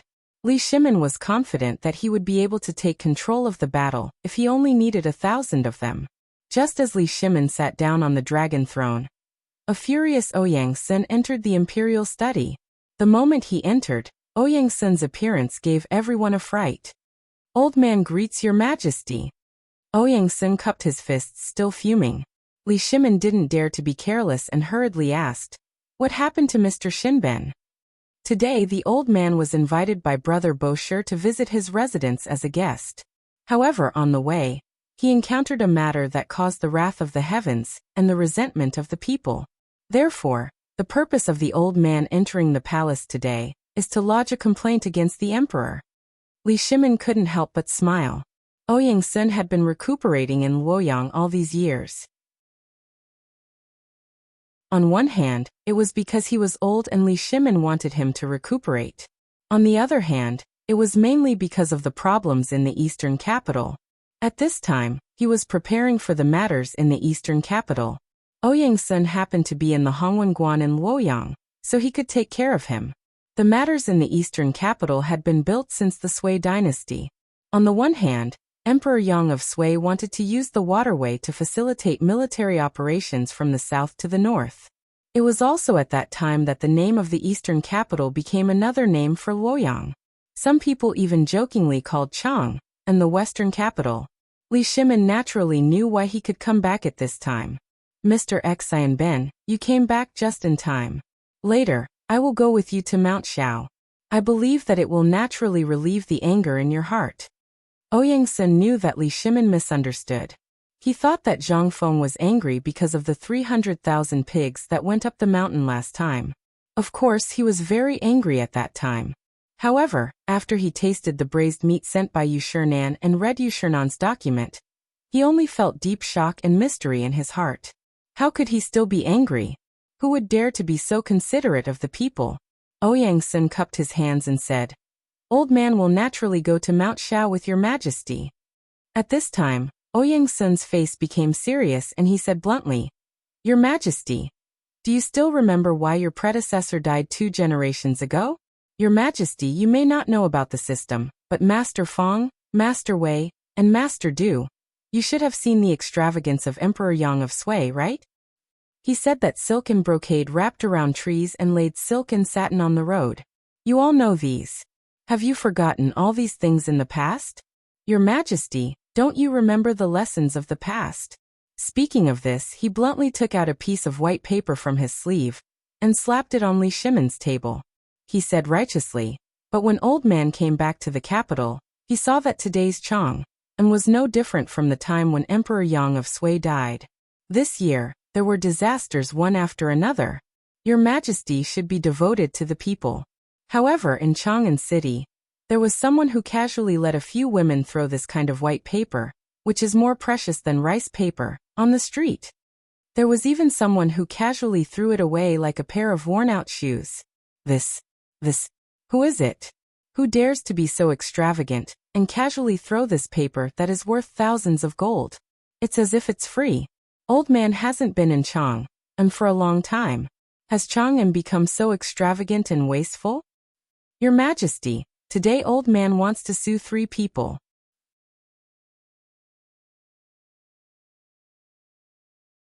Chapter 753. Li Shimin and the others looked at each other, but in the end, everyone's eyes involuntarily landed on the piece of white paper on the table. The paper was very white. It was so white that everyone wanted to see what material it was made of.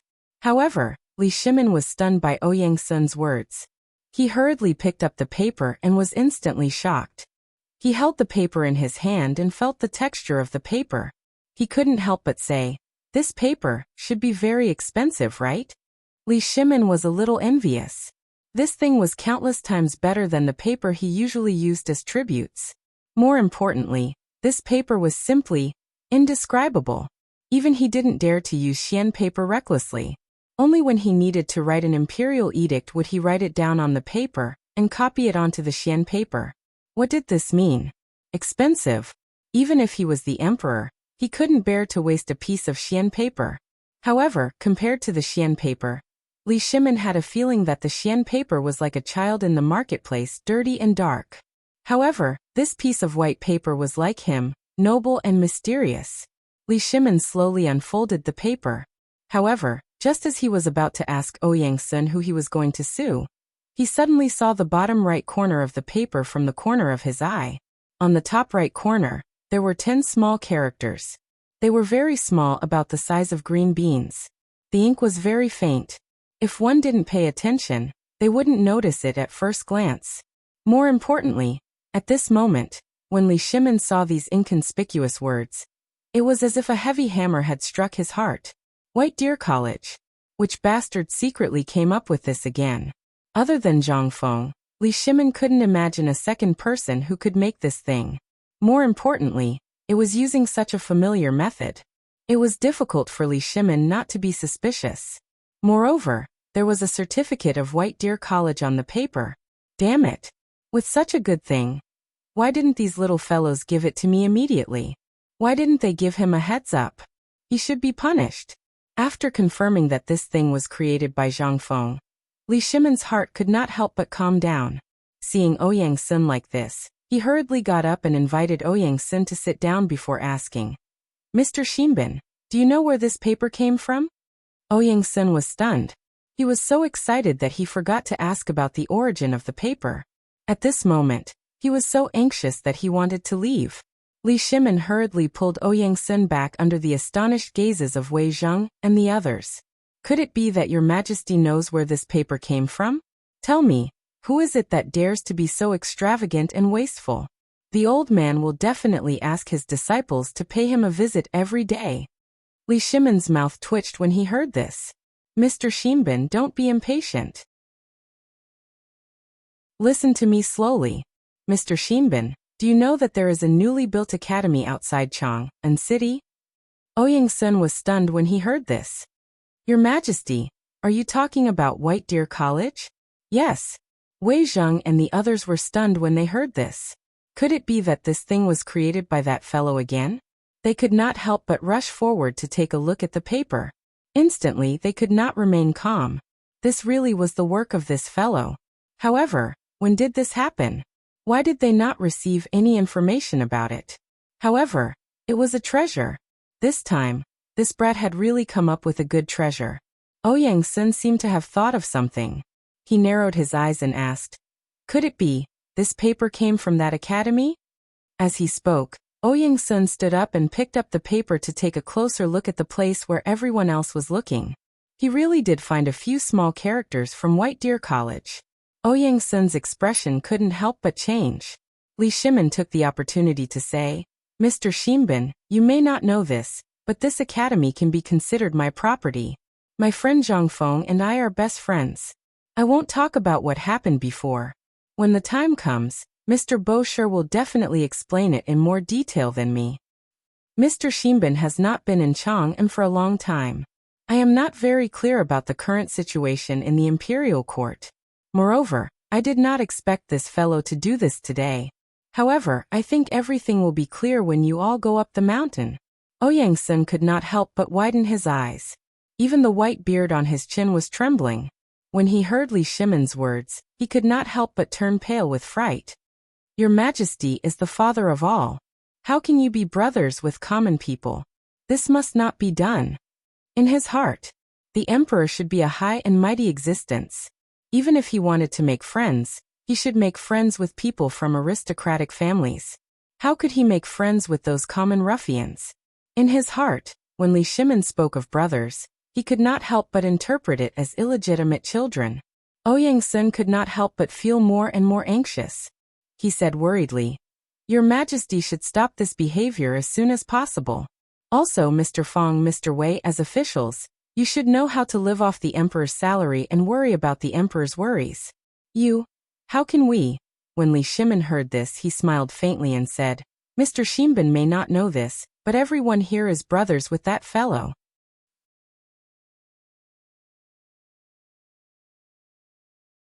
Chapter 754. Ouyang Sun couldn't understand. First, Li Shimin came to them with 3 poems to inscribe on the board of Chang'an University. Then for the first time, he heard that Zhang Feng was looking for someone. Then, because of Zhang Feng's talent, Yu Shinan and the others recommended him to be a great Confucian scholar. But then, Zhang Feng's name gradually became more and more well-known in the circle. He thought that the emperor had found a talent. Until Yu Shinan came to Chang'an, and several times to invite him and the others to teach on Shao Mountain. Only then did Ouyang Sun slowly look at Zhang Feng as if he was looking at a junior. Especially his teaching philosophy and his generosity to save the people in times of danger. He also controlled the food price in Chang'an. Then he returned to Chang'an. But he encountered the 300,000 pigs on the mountain. Until now, just what kind of magic did Zhang Feng have to make so many people revolve around him? At this moment, not only Ouyang Sun, even Li Shimin didn't know how to deal with this matter today. This kid had angered everyone. And he had angered a great Confucian scholar like Ouyang Sun. Not only that, Ouyang Sun said that he was extravagant in the imperial study. Wasn't he indirectly scolding Li Shimin? Your Majesty. At this moment, Ouyang Sun said angrily, although Zhang Feng is a brother of your Majesty and the others, an old man doesn't care, but since he is your Majesty's brother, he should be punished severely. This extravagance and White Deer College is your property. Although old man doesn't know, I'm afraid many people in the imperial court know, right? Once this news spreads, the emperor will be blamed for the rise of extravagance. This matter must be punished severely. Such expensive paper. It was so expensive. Moreover, the quality was so good that it was distributed everywhere. To be defiled by people who didn't even know how to read a few big words. What was this? If this was not extravagance, then what was? What did this mean for the literati? This was a slap to the face of the world's literati. Wasn't it saying that the paper that they thought was incomparably precious was in Lao Tzu's hands? Other than rubbing his face and hands, only mud was suitable for him. This was simply playing to the gallery. Ouyang Sun was so excited. Li Shimin also had a headache. Immediately he bitterly said, I must give Mr. Xian Ben an explanation for this matter. Tomorrow, I will follow Mr. Xian Ben to Shao Mountain and ask this kid what he wants to do. How is it? Ask him in person? Ouyang Sun was no fool.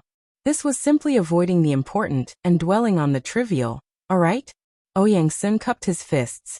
He could see that it was useless to say anything. The emperor didn't care. Don't bother your Majesty. The old man will personally go to Shao Mountain tomorrow and ask him in person. If he doesn't give the old man a satisfactory explanation, I don't think the literati in the world will tolerate him. While speaking, Ouyang Sun cupped his fists and left angrily. Li Shimin and the others stared at each other for a moment. After a while, Wei Jing asked with a dignified face, Your Majesty, if Mr. Xian Ben goes to Shao Mountain, this matter will be completely out of control. It doesn't matter. Li Shimin shook his head with a wry smile. Don't you know this guy? If he doesn't have any ability, would he dare to do this? This kid cares about his life more than anyone else. Hearing this, they couldn't help but understand. The emperor was right. Wasn't this kid trying to find a way to let these people go up the mountain? Why didn't he do it earlier or later? Why did he do it at the gate of Chang'an? And today when Ouyang Sun returned to Chang'an, this was really something Zhang Feng would do. He just wanted to attract the attention of Ouyang Sun and the others. And then, the more he thought about it, the more bitter Li Shimin's smile became. This kid is really troublesome. I just came down from the mountain, and he made such a big trouble for me. I don't know if he did it on purpose or not. Fine. Prime Minister Wei, quickly send someone to inform Mr. Bosher. Let them go up the mountain together tomorrow. It's not convenient for me to go up the mountain, so I'll leave this matter to Mr. Bosher. I understand. But Your Majesty, this paper. Li Shimin looked at the white paper again, and couldn't help showing a touch of pain in his eyes. It was such good paper. When he thought about how it was ruined by those people, Li Shimin had the urge to beat them up. He sighed and said, You all go up the mountain tomorrow. Doesn't he know how to make paper? It's not too much to ask for some, right? Such good paper, my study room needs to be constantly prepared.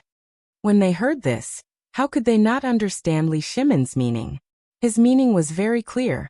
He was asking them to go up the mountain tomorrow to ask for the paper. But they also wanted it. Even if they couldn't bear to use it, having it in the study was also a symbol of their status. Even Yu Qigong and Cheng Yaojin wished they could grow wings and go up to Zhang Feng to snatch all the paper. But this was just a thought. How could Li Shimon be in the mood to continue the discussion?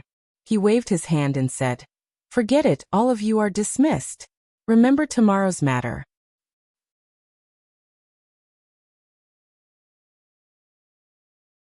Chapter 755.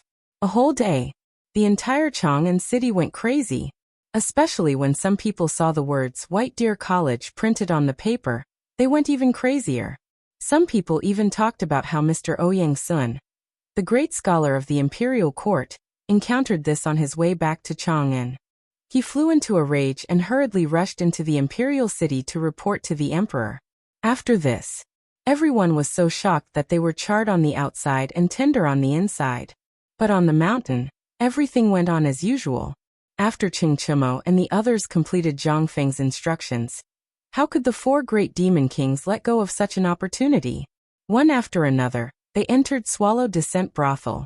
Even Qian Wanli, who had been trembling with fear the entire way, wanted to find an excuse to return home. But Cheng Chimo grabbed him by the collar and threw him onto the bed of a Hu woman. He even scared off the Qian family who came to inquire about the news with a glare. On the abandoned mountain, everything went on as usual. The old village chief of Tonghuifang held a meeting. Everyone agreed that Fengzi's property belonged to Tonghuifang. Everyone became Zhang Feng's people in the midst of Zhang Feng's shock. Now it's good. Zhang Feng was completely done for. He didn't need to care about anything. The food factory had old He, the kitchen and granary had Juzi's father, and the paper mill was personally managed by the old village chief. Whoever dared to enter would have to go through his blade first.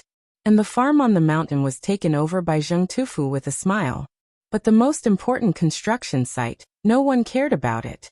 In the morning, no one came to urge Zhang Feng to get up. It wasn't until he was attracted by the smell of meat that Zhang Feng realized that the sun, which he hadn't seen for a long time, had already shone through the window and made his face hurt. And Gaokan was still like a wooden stake, standing by Zhang Feng's bed. Even if he was dozing, he still stood there. Through Gao Can's sturdy voice, a pot of steaming meat soup had already been placed outside the bedroom. Rubbing his belly, Zhang Feng tiptoed around Gao Can and sat in front of the dining table. He looked left and right before sneakily taking out a fist-sized wine jar and taking a sip of wine. Meat is a mixture of pork and muscle. According to Zhang Feng's instructions, the chicken bone soup was boiled. In addition, Zhang Feng and Sun Simiao found a lot of nutritious things in the mountains, as well as some strange things made in Tonghuifang. Although it looked a little dark, it tasted pretty good. Just as Zhang Feng was gulping down the broth and gnawing on the braised chicken feet, he inadvertently glanced outside the door, and found that Hao Chujun and the others were looking around outside. Zhang Feng was amused. "Who's sneaking around? Come in if you have something to say." This voice instantly woke Gao Can up. He shouted angrily, "Which thief dares to harm our dean?" Zhang Feng almost spat out the soup in his mouth. He waved his hand and said, "Go out and eat. Don't come in until you're full." Oh. After Gao Can confirmed the identity of Hao Chujun and the others at the door, he slowly slipped away. They were really a little nervous after Gao Can's words. Zhang Feng didn't mind. He invited them to eat and drink, but they didn't dare to. Zhang Feng directly asked, "I remember that I said before that you will come to me for lessons every morning and night, right?" "Yes, Dean. What time is it now?" 9 in the morning. Why didn't you wake me up?" Hao Chujun was speechless. Lai Ji continued, "Dean, did you forget? Last night, we were ordered by you to observe the veins of nature. We didn't sleep the whole night, but we didn't find anything. We didn't dare to disturb your sleep, so we could only wait at the door." "You guys really stared at the sky for the whole night?" Zhang Feng was a little dumbfounded. When they heard that, their faces turned red. Zhang Feng had the urge to bang his head against the wall. "No, when I asked you to observe the veins of nature, I meant for you to comprehend them in your daily lives. What made you stay up?" Forget it, forget it. We'll talk about this later. Go back to sleep. You guys can take half a day off today. Fengzi bad news. Fengzi bad news. Just as Zhang Feng told them to rest, Mao Lai Lai, who used to sell fermented glutinous rice, rushed into Zhang Feng's room breathlessly. When he saw Zhang Feng eating, he hurriedly stood at the door, scratching his ears and cheeks. After Zhang Feng hurriedly gave them some instructions, Hao Chujun and the others left excitedly, full of gratitude. Lai Lai Mao, what's wrong? Did you chase your dog out early in the morning? As he spoke, Zhang Feng called for Lai Lai Mao to come in. Something happened. I just saw that old guy in the market who went up the mountain before, the one you call Nan, and a palanquin, eating a bowl of fermented glutinous rice at my stall. The two old men almost got into an argument. After that, Lao Tzu of the 4 great demon kings came as well. He's running up the mountain now. From the looks of it, he's here to cause trouble. I didn't even have time to clean up my stall before they went up the mountain. Why don't you hide? Zhang Feng was dumbfounded. His eyes lit up when he saw Gao Can gnawing on a pig's skull with relish. Gao Can, I have a task for you. And you, Lao Mao, since you're here, can you do me a favor? Lai Lai Mao had a bad feeling about this. Gao Can didn't care. He nodded vigorously as he chewed. As he spoke, Zhang Feng straightened Lai Lai Mao's body and compared their heights. He nodded repeatedly. Not bad, not bad. They look exactly the same.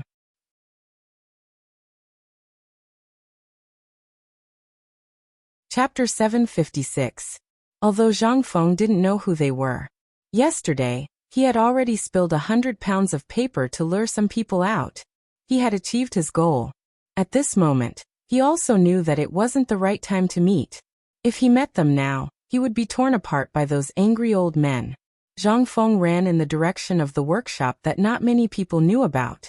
At the same time, he heard waves of exclamations from the students at the city gate. He knew that Nan and the others must have gone up the mountain. At this moment, just as Zhang Feng turned into a mountain pass, Zhang Feng's eyes lit up. At the mountain gate, some sharp-eyed students saw Ouyang Xiao and the others and exclaimed crazily on the mountain. Someone come quickly. Where's the dean? Mr. Bosher and Mr. Xian Ben have gone up the mountain. Everyone was stunned when they heard that. Then everyone was in an uproar. What? You said that the 4 great families of Chang'an have gone up the mountain? Is that true? It's true. Look, they're about to go up the mountain. Everyone still didn't believe it. But when they looked around, they found that Idiot Wei and the others who were in charge of patrolling were gone. Even if they were close to the outpost, the guards here acted as if they didn't see them. Only then did everyone muster up the courage to climb up the watchtower to take a look. Once they saw it, they couldn't help but exclaim again. Quick! Call the dean. It's really Mr. Bosher and the others. I recognize their sedan. They're coming. Quick, call the dean. Hao Chujun and the others were dumbfounded. When they looked back, they couldn't help but reveal a strange expression. They just came out from the dean's room, but they didn't see the person who was looking for them. And why was this big black man squatting at the door? Where was that person? Did he leave? With such a big commotion, the dean should know, right?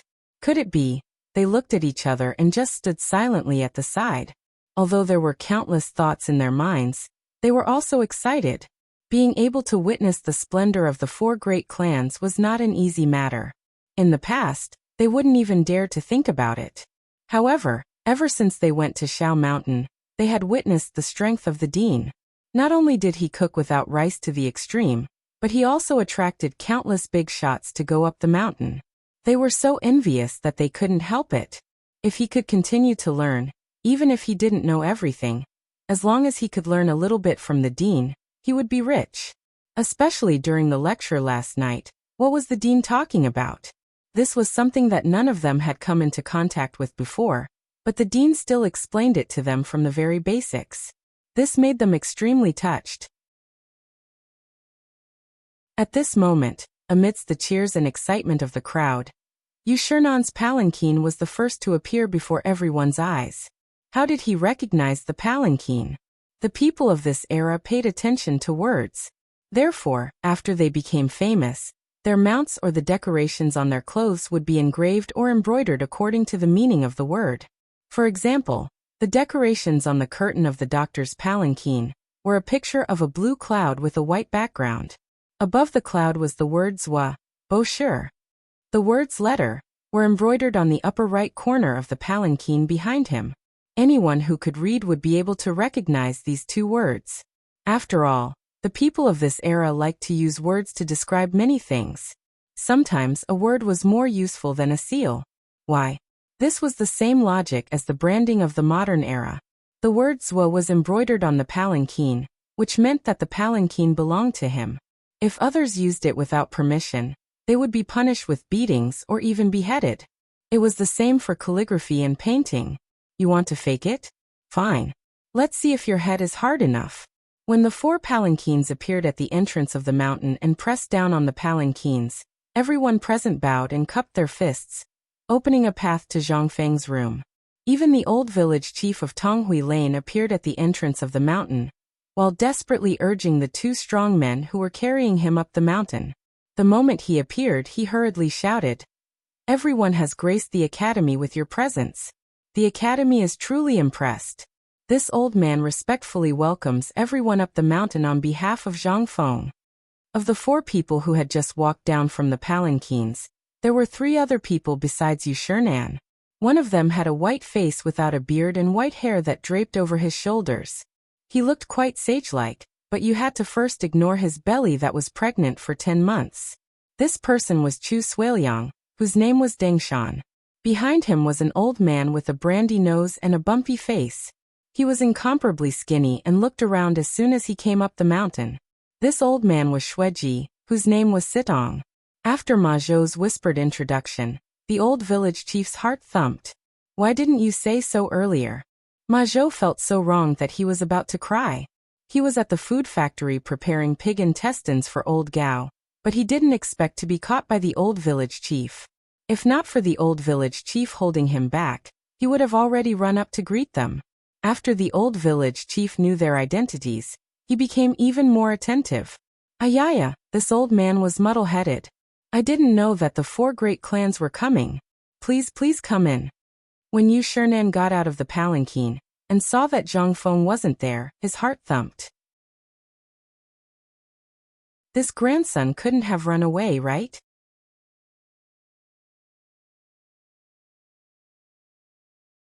Chapter 757.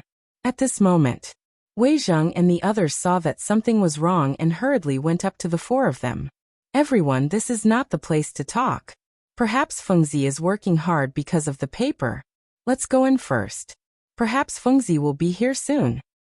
Hearing this, Ouyang Sun and the others nodded. Along the way, they didn't even look at the old village chief. This made the old village chief a little angry, but he couldn't do anything about it. He knew that these people didn't even need to kneel when they saw the emperor. The emperor had to stand up and greet them. And him? He was just an old man. However, the old village chief didn't care. He glared at Ma Zhou and the rest. Why are you still standing there? Don't you want to work? Why is the dean's food used to feed you lazy people? If you don't do something, no one is allowed to eat today. Everyone scattered like birds and beasts. The old village head kicked Ma Zhou's buttocks hard. Why aren't you looking for Fengzi? What are you waiting for? Hearing this, Ma Zhou felt as if he had been granted amnesty and fled madly. Only then did the old village chief follow them to Zhang Feng's hut.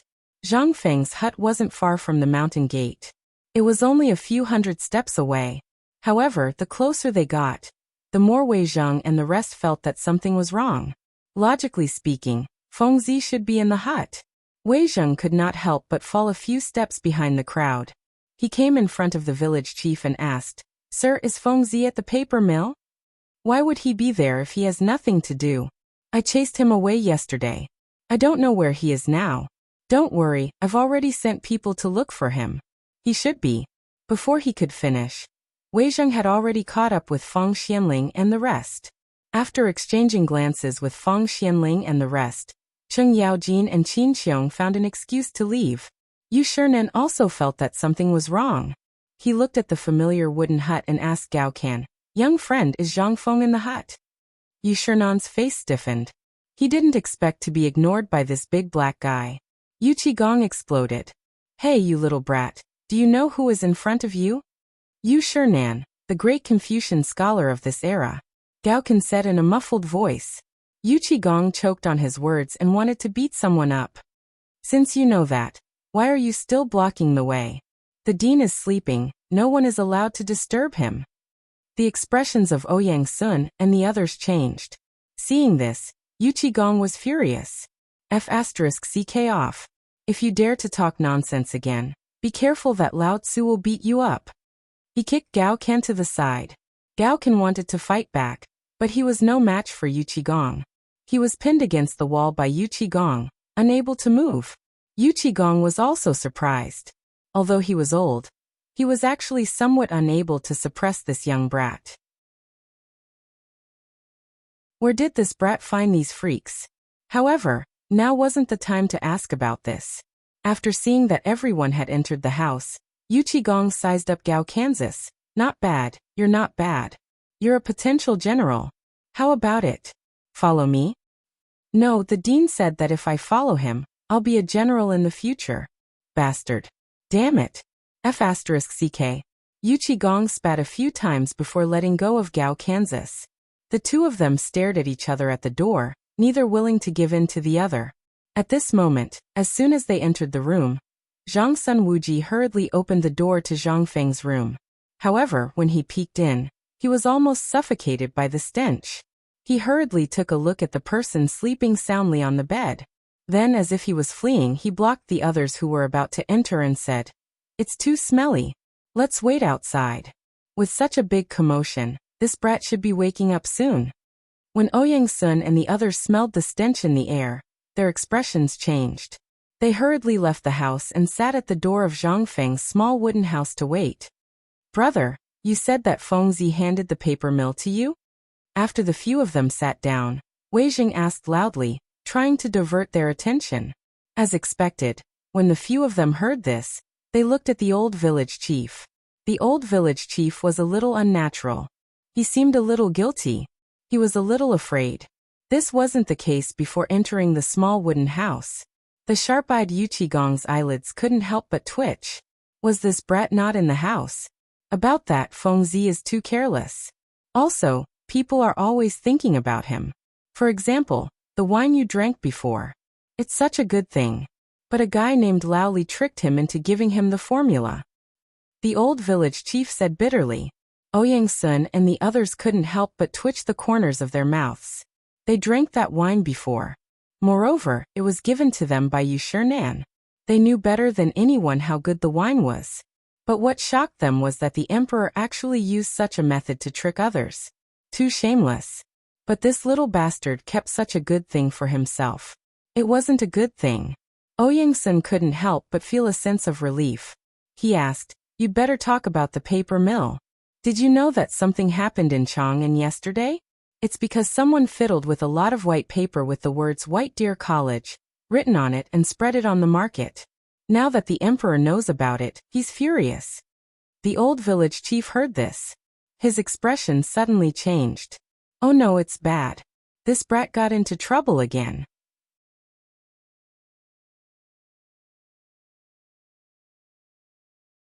Chapter 758. Just as Zhang Feng was about to enter the workshop that was under construction, he was stopped by an abrupt voice. "Oh, isn't this our dean? Where are you going?" When the voice rang out, the corner of Zhang Feng's mouth could not help but twitch. He didn't see the person, but he could tell from the voice that this was old Yu, whom he had screwed over previously. "Ha ha ha." Zhang Feng laughed dryly and turned around to look at Yu Qigong and Qing Yaojin. Qin Qiong was standing at the side with his arms crossed. He feigned surprise and asked, "Oh, old brother Gong, you're in such a good mood. When did you come up the mountain? How come I didn't know?" "When?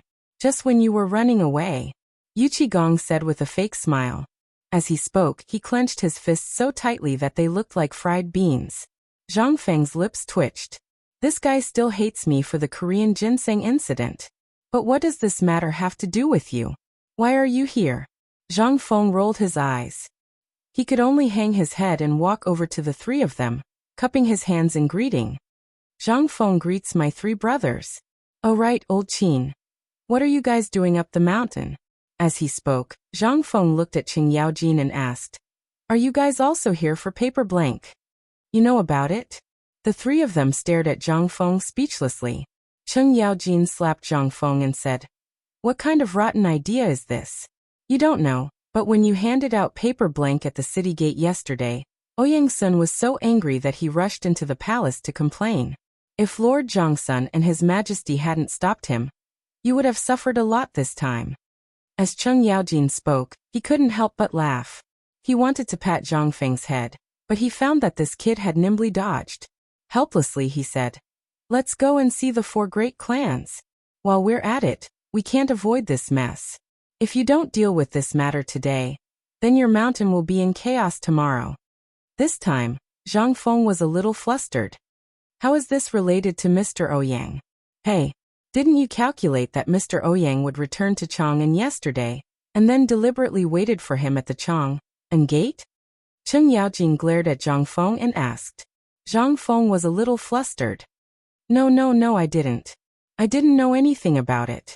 Chen Tiniu, your son, and Li Gan came up with the lousy idea. I only asked them to send free paper to Chang'an city to advertise. Why did we bump into this?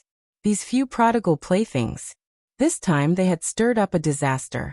Zhang Feng did think of attracting these people to go up the mountain, but he didn't expect it to be done in such a way.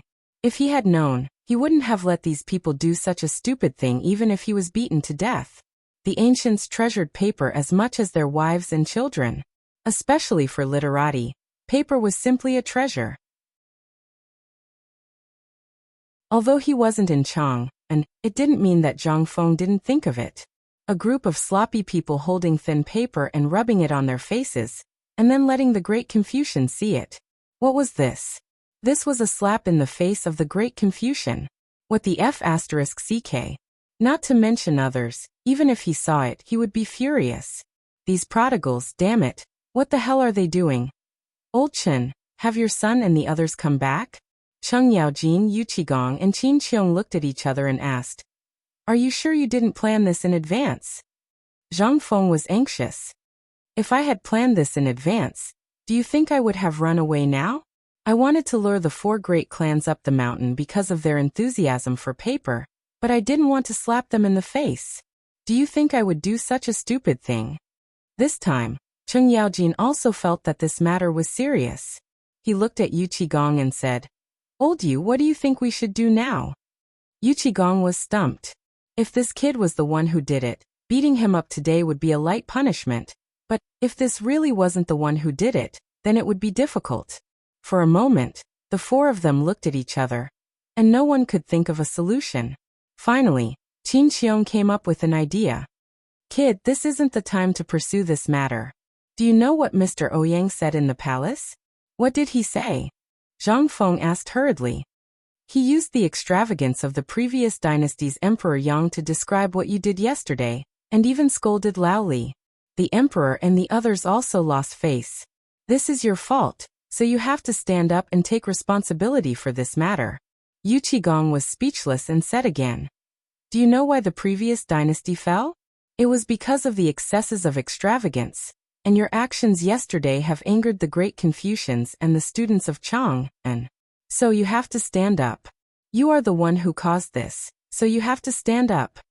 Zhang Feng was dumbfounded. Could it be that he had made a mistake? Why was it all his fault? What kind of logic was this?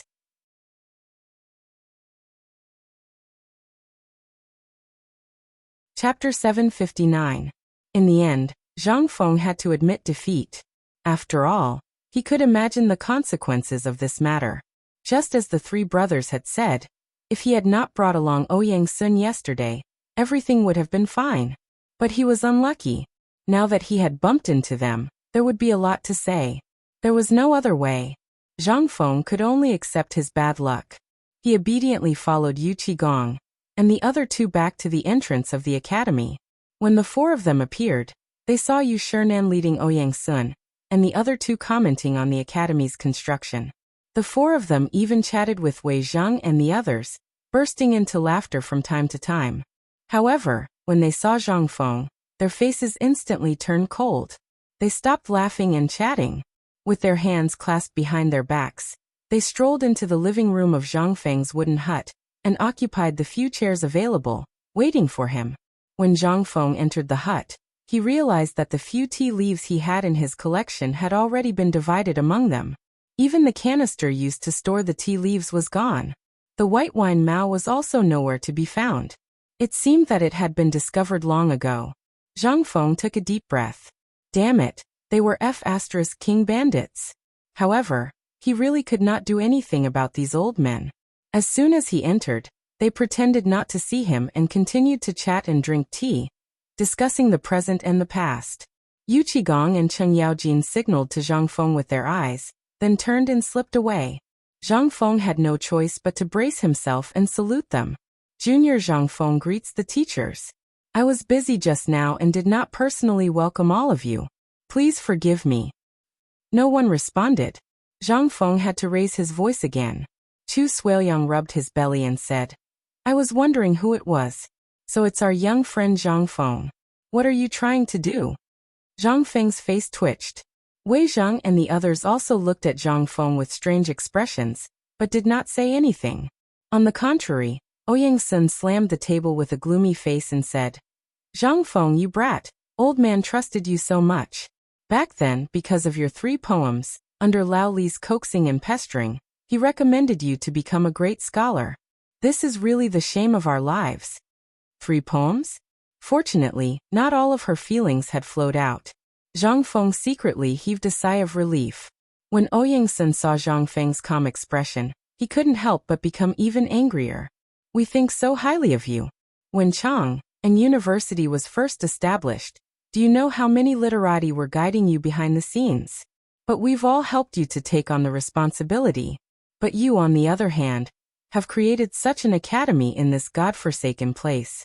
Do you think you can do whatever you want just because you have some ability? The corner of Zhang Feng's mouth twitched. What was he going to do? Hold a criticism meeting? Ouyang Sun's scolding made Zhang Feng feel like he was being criticized. However, the more Ouyang Sun said, the more flustered Zhang Feng felt. He hurriedly said, Teacher, in order to run a school and let more poor people have books to study, I've taken out all my family's money. Now, look at the poor people who live in this kind of wooden house. What's more, I don't even have a home anymore. I just want to set up an academy so that I can better fulfill my responsibilities as a scholar. I would never dare to forget the kindness of my teachers, nor would I dare to forget the teachings of Confucius. That's why I set up an academy to protect the poor people in the world. I'm slow-witted. I don't know what I've done wrong to make my teachers so angry. Ouyang Sun stood up coldly and walked around Zhang Feng in circles with his hands behind his back. You're just talking nonsense. What did old man and the others teach you? Teachers? We don't dare. If this old man had a disciple like you, this old man would have dragged you out and beaten you to death long ago. How could I allow you to embarrass all of us here today? Otherwise, how could I allow all of us to bear the fallacy of being extravagant? Old man, you don't learn good things at such a young age. You have too much money to spend. Instead of learning good things at such a young age, you've learned to be so extravagant. What will happen if you continue like this? Today you must give us an explanation. Otherwise, when we go down the mountain today, the 4 of us will jointly go to the Ministry of Works and Rights to abolish your title as a great Confucian scholar. Wasn't this too much? What was going on? Zhang Feng almost spat out a mouthful of blood. He was indeed a world-famous great Confucian scholar. His eloquence was awesome. Don't I want to lose face? Zhang Feng was baffled and immediately asked, Esteemed teacher, may I know what this student has done to make esteemed teacher and the others so angry? Humph. Brat, you really don't remember those shameful things you did. Before Ouyang Sun could say anything, Chu Suiliang was angry. Until now you still don't know how to repent? I don't know what I did. Teacher, please tell me. Zhang Feng asked in a neither servile nor overbearing manner. Chu Suiliang stood up and stepped on the soft muddy ground. Zhang Feng felt that it was moving. Boy, the 300,000 pigs a few days ago were caused by you, right? This. Yes. Zhang Feng couldn't deny it, and could only admit it. Anyway, whatever he said now would be wrong. He wanted to see what these great masters wanted to do. Seeing Zhang Feng admit it, Ouyang couldn't help but snort coldly. Wei Zhang and the others pretended that they didn't see or hear anything. They gathered together, and seemed to be arguing about something. Seeing that they didn't speak, Zhang Feng had to ask, Mr. Bosher, what do you think of the braised meat these days?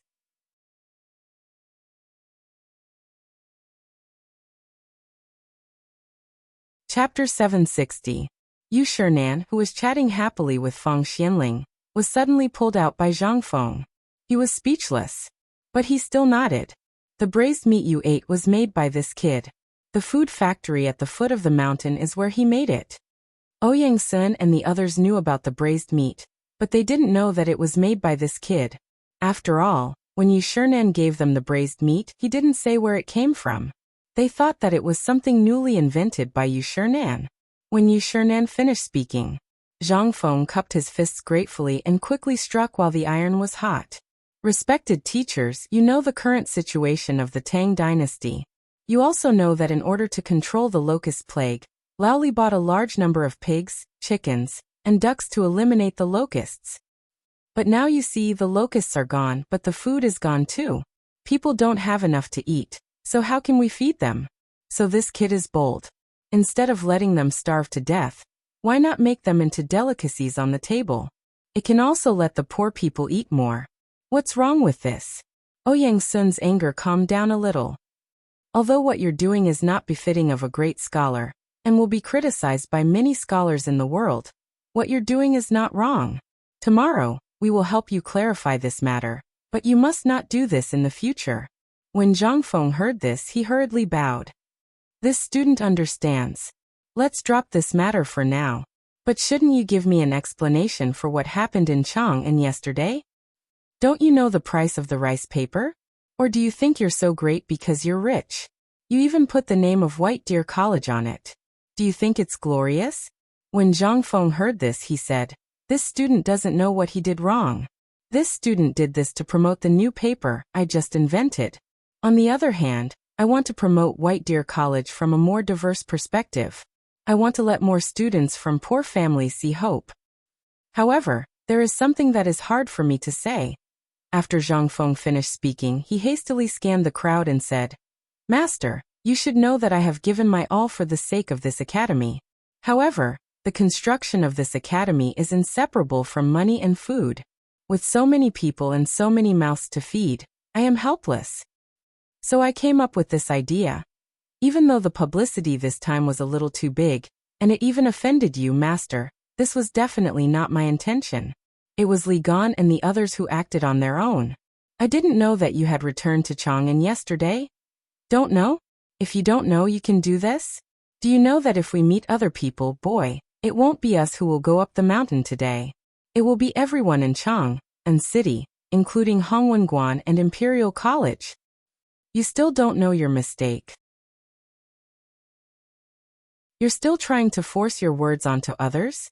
If it weren't for your instructions, how could they not know the severity of the matter? The more Ouyang Sun spoke, the angrier he got. He wanted to raise his hand and punch someone. However, Chu Suiliang quickly stopped him. Brat, you know the price of this piece of paper. You also know how important it is to the scholars of the world. What you did yesterday was indeed too much. This is equivalent to telling the people of the world that the things you think are incomparably precious are worthless to you. Do you know the consequences? Zhang Feng was stunned when he heard that. But this thing is worthless to begin with, isn't it? Pfft. When the people who were drinking tea heard that, they couldn't help but spit out the tea in their mouths. They had seen people who bickered, but they had never seen someone who bickered like that. Worthless? So you're saying that us old folks and the world's literati can't even afford paper? This is such a precious thing, and you don't care about it at all? What does that mean? Emperor Yang of Sui ordered people to wrap silk around trees to pave the way. I'm sure he had the same idea as you, right? It's worthless too. Ouyang Sun was so angry that he was shaking all over. Fine, fine, fine. It's worthless. That's right. You're right. You have a big family now, and you have properties all over the world. Even if you don't have money, you can sell that baijiu recipe and become rich again. Old man is poor. Of course he can't compare to you. His sarcasm was a little too much. It was also very obvious. Anyone who knew these people knew that they were the richest people in the world. Not to mention Ouyang Sun, even Yu Shinan, whom Zhang Feng knew before, was a first-class family in the Han dynasty. Who in Jiangnan didn't know the Yu family? Almost half of Jiangnan had the surname Yu, right? How dare you call yourselves poor? If you're poor, you can sell a piece of calligraphy for tens of thousands of gold. You call that poor? When Zhang Sun Wuji and the others saw that Ouyang Sun and the others were really angry, they couldn't sit still anymore and hurriedly stood up. Zhang Sun Wuji coughed and said, Fengzi, stop messing around. Apologize to Mr. Xian Ben, and the others first. Zhang Sun Wuji was indeed the #1 peacemaker in the Tang dynasty. He basically didn't participate in any arguments, but when it came to smoothing things over, he would be the first to stand up. When Zhang Feng saw Zhang Sun stand up, he suddenly realized what was going on. What the hell am I doing? I'm courting death. If he angered these old fellows, he would be dead for sure.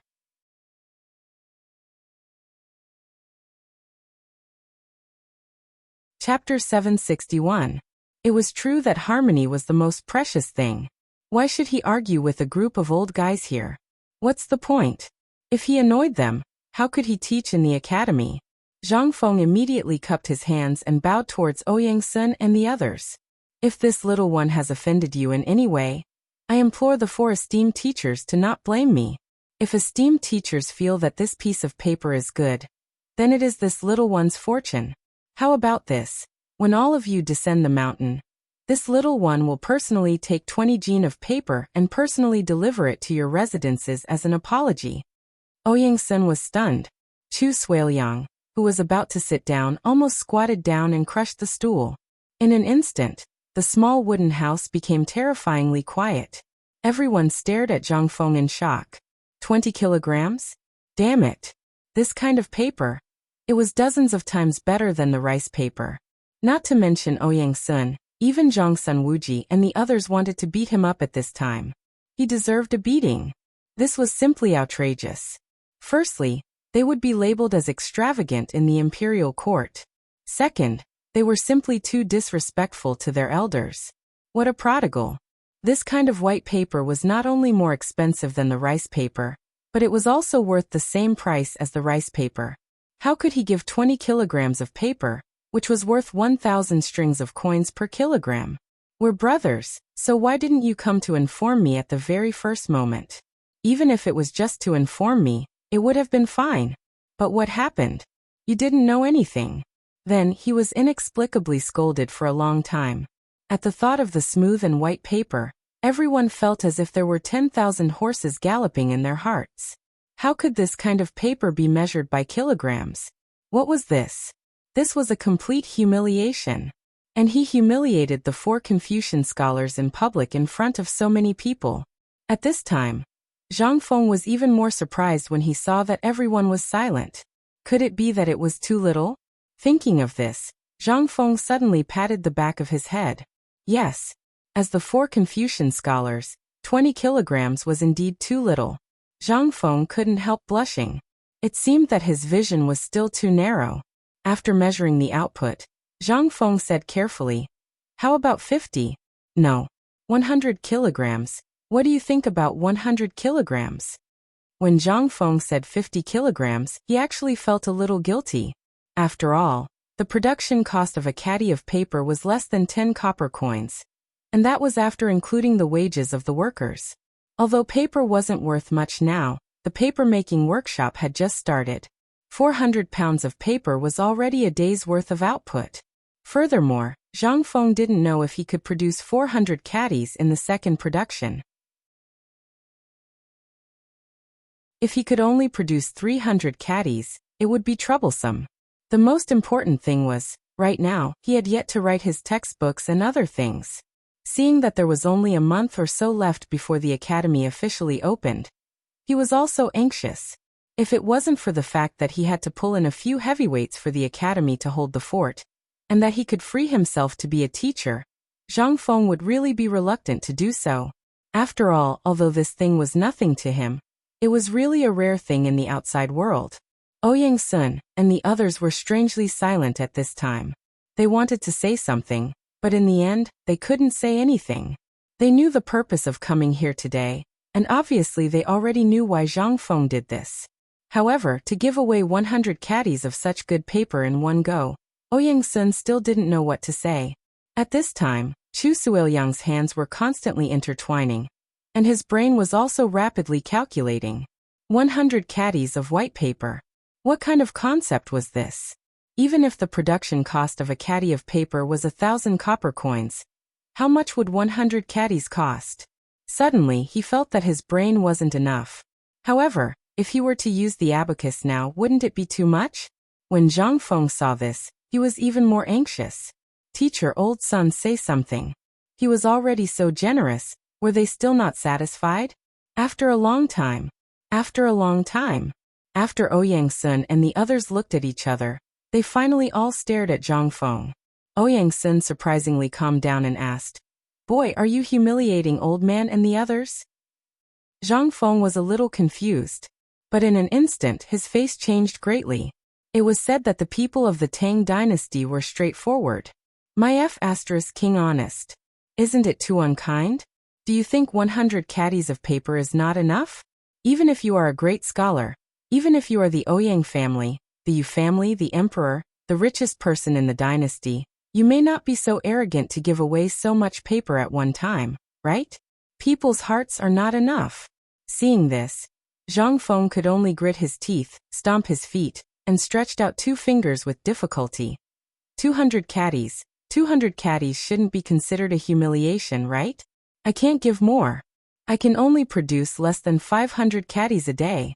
If you can wait for more than a month, let alone 200 caddies, even if it's 2,000 caddies, as long as you can hold it, I can give it to you. Pa. When the words 200 caddies came out of Zhang Feng's mouth, in an instant, the living room was dead silent again. There was only the sound of someone crushing a cup.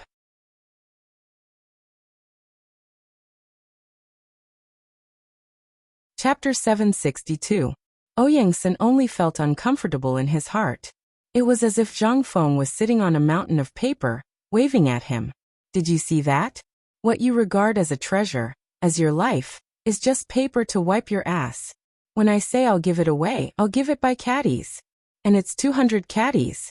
Ouyang Sun had the urge to beat Zhang Feng to death. Although the purpose of today's visit was to confirm whether this thing was made by Zhang Feng. It was indeed for paper, but it was 200 caddies. It made Ouyang Sun feel like he was looking at a nouveau riche. Not only him, but everyone present could not stand Zhang Feng's clamor. Whether it was Ouyang Sun, Chu Suiliang, or even Yu Shinan who was prepared for this, they were trembling with anger, glaring at Wei Zheng and the others. It was clear that he was saying, look at this, this is your brother? Are all the people in the imperial court so extravagant? At this time, Wei Zheng and the others could not sit still. A few hundred caddies. 100 caddies. For people would be 400 caddies. This was already an astronomical figure. And it seemed that this guy had not touched the bottom line yet.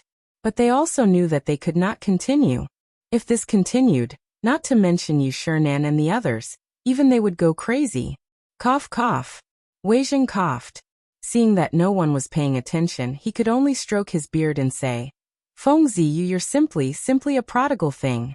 What are you doing? You're insulting Mr. Bosher and the others. Why aren't you apologizing to Mr. Bosher and the others? 200 caddies of white paper. Do you know that even the emperor only gets 1 caddy of rice paper a month? Even Mr. Bosher and the others can only use 1 caddy of rice paper for half a year, unless it's necessary. It's not that they are unwilling, it's that they can't buy it. But you, the moment you open your mouth, you ask for 200 caddies. You are simply, Zhang Feng scratched his head. Looking at Wei Zheng and the others' slightly angry expressions, he immediately said, Old Wei, 200 gene per person is already my limit. And this is the total number of papers that will be produced tomorrow and the day after. I don't know if there will be any wear and tear when the time comes. If there is wear and tear, it will take another 4 days. After all, there are still impurities on the white paper, and it was only improved today. But even if it's a full production at most, I can only produce 1,000 caddies per day. Don't worry if any of you feel that it's too little. I'll take care of all the paper you use in the future. This is the limit of what I can bear right now. After all, you all know that this kid's academy needs paper everywhere. Moreover, this kid also needs to eat. On the one hand, it's for the convenience of the academy. Of course, it would be best if I could earn some money while helping all of you. After all, as you can see, I have a big family to feed now. Hearing this, in an instant, the living room once again fell into a dead silence. A pin drop could be heard. 1,000 caddies a day? This kind of paper. Ouyang Sun, who felt humiliated just now, felt even more suffocated at this time. If the stimulation just now was like carrying 100 caddies on his back, then now, it was like carrying a mountain on his back, making him breathless. Weijing couldn't sit still anymore. Seeing Ouyang Sun and the others' faces trembling, he hurriedly asked, Fengzi, how much do you think the daily production can be? 1,000 caddies? But this is under the condition of full production. Now, at least in a month, on average, it can only reach 500 caddies a day. Zhang Feng said very sincerely. Seeing that Ouyang Sun and the others' faces still didn't improve, he said again, to reach 1,000 caddies a day, the materials must be prepared a day in advance, and the people in the paper mill must be familiar with the manufacturing process. It will take more than a month to reach 1,000 caddies a day. After thinking for a while, Zhang Feng clasped his hands and said, Dear teachers, the technology and manpower for paper making are ready-made, so it doesn't cost much. In the future, when everyone's technology becomes more and more mature, that is, when we can reach 1,000 caddies a day, I intend to set the price of each piece of paper at 1 copper coin per caddy. Of course, this is just my guess, but it's a little difficult now. I still need to work harder to let the students of the academy fill their stomachs, and still have some surplus. 1 copper coin per piece of paper? At this time, everyone in the room felt their blood pressure soar. What did this mean? If the production cost of white paper was not more expensive than rice paper, even if it was only the cost of rice paper, they would definitely make a lot of money. At the very least, in their hearts, no matter how cheap this thing was, it would at least be 100 copper coins per caddy. But they never thought that this bastard would set the price of paper at 1 copper coin per caddy. This meant that paper would no longer be a luxury item in the future. Even ordinary people could use it. Every aristocratic family would flaunt their wealth by collecting books. However, if Zhang Feng were to do so, wouldn't these methods of flaunting their wealth become the laughingstock of the world? What a good piece of white paper. Moreover, the production was so high, and the price in the future would be cheaper than the cheapest hard yellow paper in the market. What did this mean? The price of yellow paper now was 20 copper coins, but, in this era where paper and silk were expensive, what did this mean? Zhang Sun Wuji and Yu Shernan asked almost at the same time. Fengzi, your paper, does it have a shortcut? Tell us.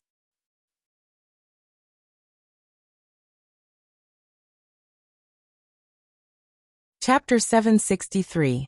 Yu Shernan hurriedly asked, Little friend Zhang Feng, tell me, is there something special about your paper-making technique? Hearing this, everyone could not help but perk up their ears and hold their breaths. Zhang Feng smiled. The most difficult part of paper making was to make the birch bark, grass ash, bamboo, and the like into pulp. This required a lot of bamboo, charcoal, and manpower. The process was also complicated. But Lao Tzu had been reprimanded by all of you for so long.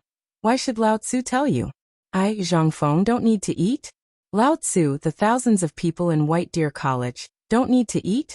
If he told you this thing so easily and got tricked by those aristocratic families, wouldn't Lao Tzu have nothing to eat? It would be difficult for him to even make a profit in the paper-making market. He was not that stupid. After all, he had to think about the future of the college. What if 3 years later, there was really a genius who could not study and wanted to go into business? Wouldn't that be equivalent to giving Zhang Feng a free long-term labor? But Zhang Feng also knew that he had to tell them now. He was still hoping that he could use this to recruit Ouyang Sun and the others. Sigh. Zhang Feng sighed. Only then did he use his trump card. While Zhang Feng sighed, Yu Qigong, who was outside the door, instantly felt goosebumps all over his body. This grandson, he was going to trick people again. Yu Qigong could not help but look forward to it. Blackie, let's make a bet. I guess these 4 masters will definitely be tricked by this kid today. Do you believe me? Cheng Yaojin rolled his eyes and did not say anything. He only raised 3 fingers. I bet 3,000 strings of strings. At this moment, in the living room, Zhang Feng slowly said, I still have a good brother who is not here today. But you should have heard of Lao Li. The entire college was set up by Lao Li and me. Although this paper mill is my business, Lao Li, Old Wei, and the others have all helped me a lot. Wei Zheng and the others blushed. They were a little embarrassed. Seeing this, Zhang Feng said, Of course. Although you are busy, if it weren't for your son, I wouldn't even dare to set up Chang'an University, not to mention the academy. So I plan to divide this paper mill into 6 parts, 1 for each of us. This can also give Li Gan and the others a status. Otherwise, I know that if not for you secretly telling them to do their best, White Deer College today. Hearing this, they could not help but be shocked. This kind of paper, no matter how expensive it was, but since this kid dared to sell it for 1 copper coin per sheet, it was obvious that the cost of the paper must be ridiculously low. However, even if it was sold for 1 copper coin per kilogram, they could imagine what kind of reaction it would cause once it was put into the market. Perhaps when the time came, the profits of this thing would not be lower than fine salt. This was something that only those who knew that table salt was created by Zhang Feng would know. At this moment, Zhang Feng pretended to be reluctant and said, Of course, if you want to know, I can tell you the process of making paper now. Enough. Shut up. Du Ruhui hurriedly shouted. He and Yu Shinan hurriedly shouted for him to stop. Idiot. This was the height of idiocy. How could such an important thing be announced in front of so many people? Wasn't he afraid that others would hear? Yu Shinan saw that it was about time and sighed. You were the one who created this thing. We won't covet it. We just want to ascertain your character, and whether you are really so extravagant. That's enough. We were just casually asking and you, kid, spoke without thinking. You even revealed your family background and gave away a few 100 kilograms of paper. It's clear that you are not smart enough. This kind of thing is something that you, Zhang Feng, can settle down in life and bring blessings to your descendants.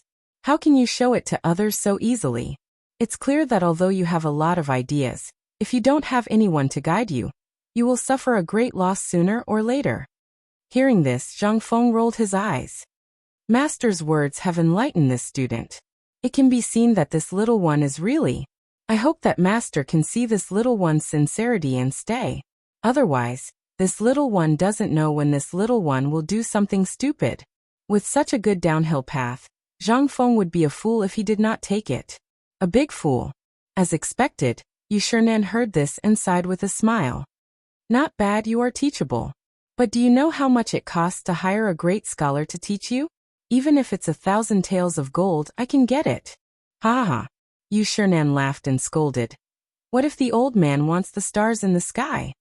If teacher really wants it, 10 years no. Within 5 years, I will definitely make something that can fly in the sky and give you one. Wasn't it just a meteorite? Although the chances of going to the moon were slim, he did not believe that the dam system would not activate in 5 years. Even if it did not activate, what did it matter? Lao Tzu could make it himself. If it did not work, he could still act. It was still possible to find a meteorite. When the time came, he could make a hot air balloon. Wouldn't he have everything?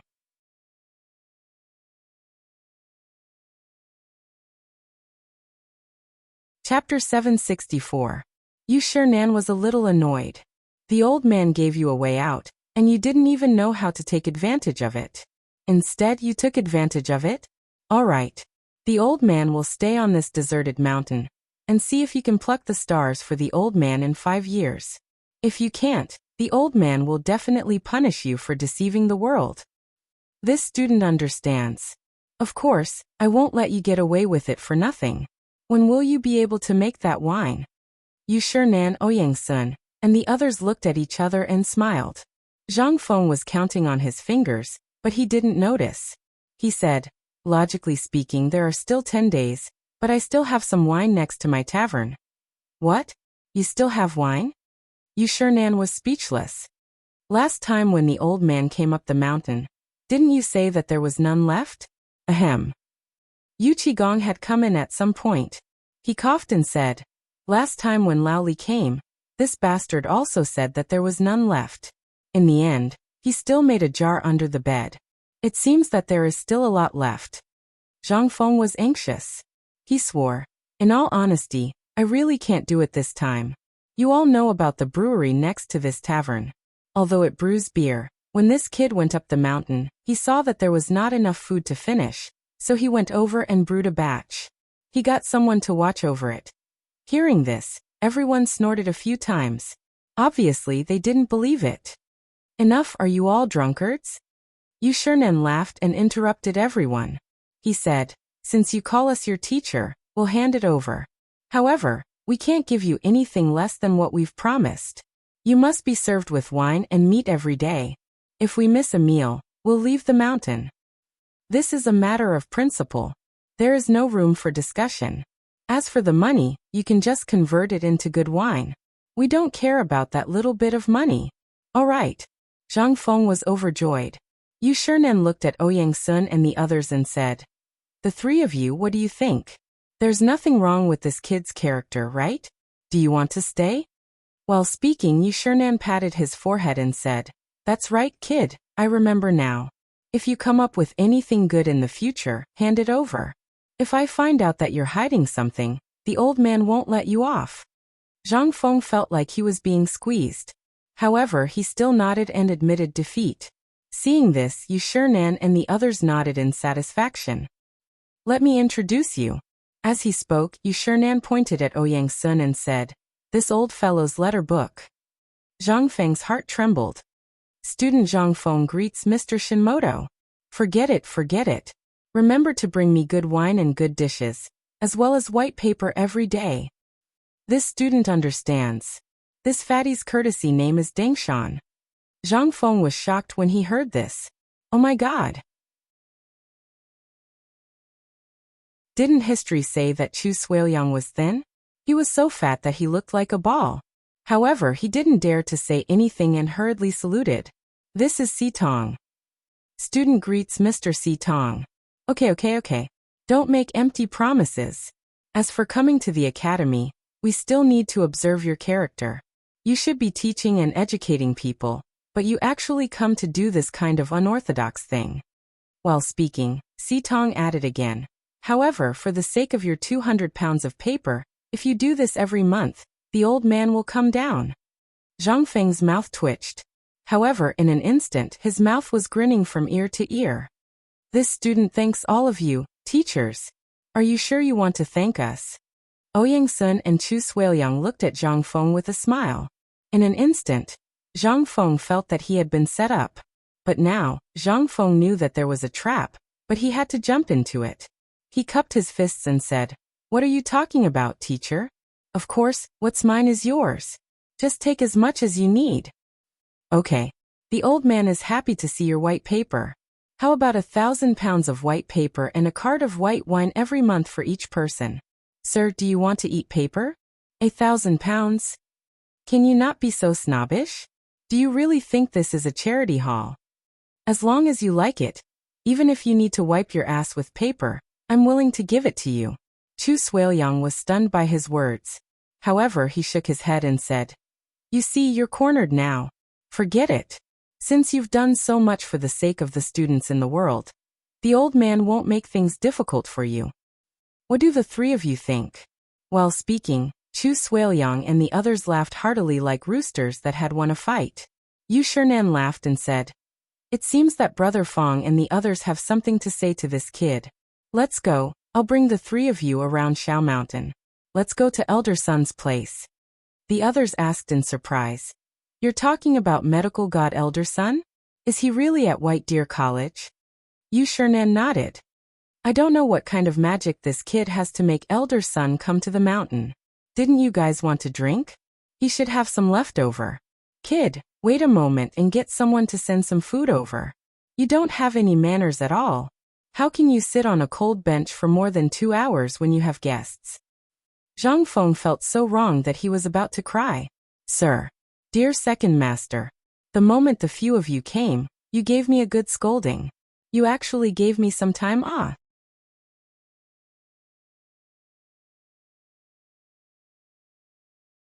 Chapter 765. Under Zhang Feng's aggrieved gaze, Chang'an and the other three laughed and left the cabin. They paced with their hands behind their backs, as if they were inspecting their own property. Of course, in the end, for the sake of paper, wine, or braised meat, they even forgot that Zhang Feng had impersonated their student. Perhaps they also tacitly approved of Zhang Feng. After all, they had recommended Zhang Feng, and Zhang Feng could be considered their student. Otherwise, if anyone dared to call them that, they would have to argue with him from beginning to end, and then send him to the authorities to be dealt with according to law. Obviously, they tacitly approved of this matter. As for Zhang Feng, when he was caught by Wuxia, he had already thought of this point. As long as he agreed, everything would be much easier. However, Zhang Feng was also a little annoyed. This old man really had some tricks up his sleeve. At first, he was confused. This matter, according to the situation in the Tang dynasty, would indeed arouse public anger. However, in the end, he did not expect that this matter would end like this. However, Zhang Feng also knew that these four masters would definitely not take advantage of him without doing anything. Now that they had gone out, they should be thinking of a way. Thinking of this, Zhang Feng felt a little grateful. If it were not for these people, he would really have to think about how to face the public anger of the world's literati, and the revenge of those big families. After all, it was the appearance of his paper that made what they were proud of become worthless. Fengzi, since their matter has been settled, let's talk about our matter now. Wuxia and the other three sat in the seats of Chang'an, and the other three just now. They also pulled Zhang Feng up from the chair. Zhang Feng instantly woke up. Old you, are we okay? Okay. You made me suffer a great loss. Wuxia glared fiercely at Cheng Yaojin, who was drinking tea with a smile. This made Zhang Feng even more baffled. Cough cough. Fengzi, let's get down to business. Wuxia coughed and said, we saw your paper too. Kid, you have such a good thing, but you don't want to take it out? You caused us to be scolded by Mr. Xinbin yesterday. You're too mean. Tell me, how are you going to compensate us? I don't have time, do I? Didn't I send Li Gan and the others to deliver a letter to you yesterday? Zhang Feng suddenly thought of something and asked. Oh right, are Li Gan and the other little bastards back yet? Did I tell you when I bought it for you yesterday? The few of them were stunned upon hearing this. You look at me, and I look at you. Seeing this, Zhang Feng's vision darkened. Bastard. What a beast. He was simply a beast. I asked you guys to go out and do something. What the F***ck are you guys doing? If they had followed his instructions yesterday, would things have turned out this way? According to yesterday's arrangement, after they distributed the flyers, the first thing they would do was to bring the paper to show off. But in the end, even now, old Li and the others didn't know about it? Could it be that they did not help him just now? So that's what happened. Damn it. Look at how Lao Tzu is going to deal with you guys now that you're back. If he doesn't want you to dig dung, he'll make you move bricks at the kiln. Sigh. I've met the wrong people. I was just wondering if I should give them 10% of the paper mill. Now it seems like I should go to hell. Cough cough. The few of them coughed when they heard this. Fengzi, you're not being nice. We all heard it. Words that have been spoken are like spilled water. How can you take them back? No, this is not negotiable. What a joke. They had earned a lot of money from that salt. Now that they had finally seen something good, how could they just watch it slip away? Fengzi, this matter has alarmed His Majesty. Do you know that after Mr. Xian Ben caused a ruckus in the imperial study yesterday, Lord Zhongsun came to us and asked us to deal with this matter properly. His Majesty is very angry. Do as you see fit. Zhang Feng was shocked when he heard that. He did not know that the emperor would be alarmed. However, he had seen it on TV. With the status of these great scholars, even the emperor had to be polite to them. They really dared to angrily rebuke the emperor. Zhang Feng could not help but feel a little flustered. Then what do you think we should do? Since all of you are here today, I'm sure you've already thought of a way, right? Cough cough. Wei Jing coughed and was a little embarrassed to say it. He nudged Zhang Sun Wuji, who was sitting next to him with his elbow. Zhang Feng had always been looking down. When he saw Wei Jing nudge him, he shook his head speechlessly. He raised a peace sign and said slowly, "Each of us will give you 200 caddies of white paper. We'll help you settle it. Also Li Gan and the others." "What? 200 caddies per person? You really think highly of me, Zhang Feng. 200 jin per person." In an instant, Zhang Feng thought about it and realized that in this workshop, not only did they not use it for themselves, but they had also given it all away in a month. How could he make any money? Zhang Feng immediately got up and ran out. "No way. Get lost, I won't see you out."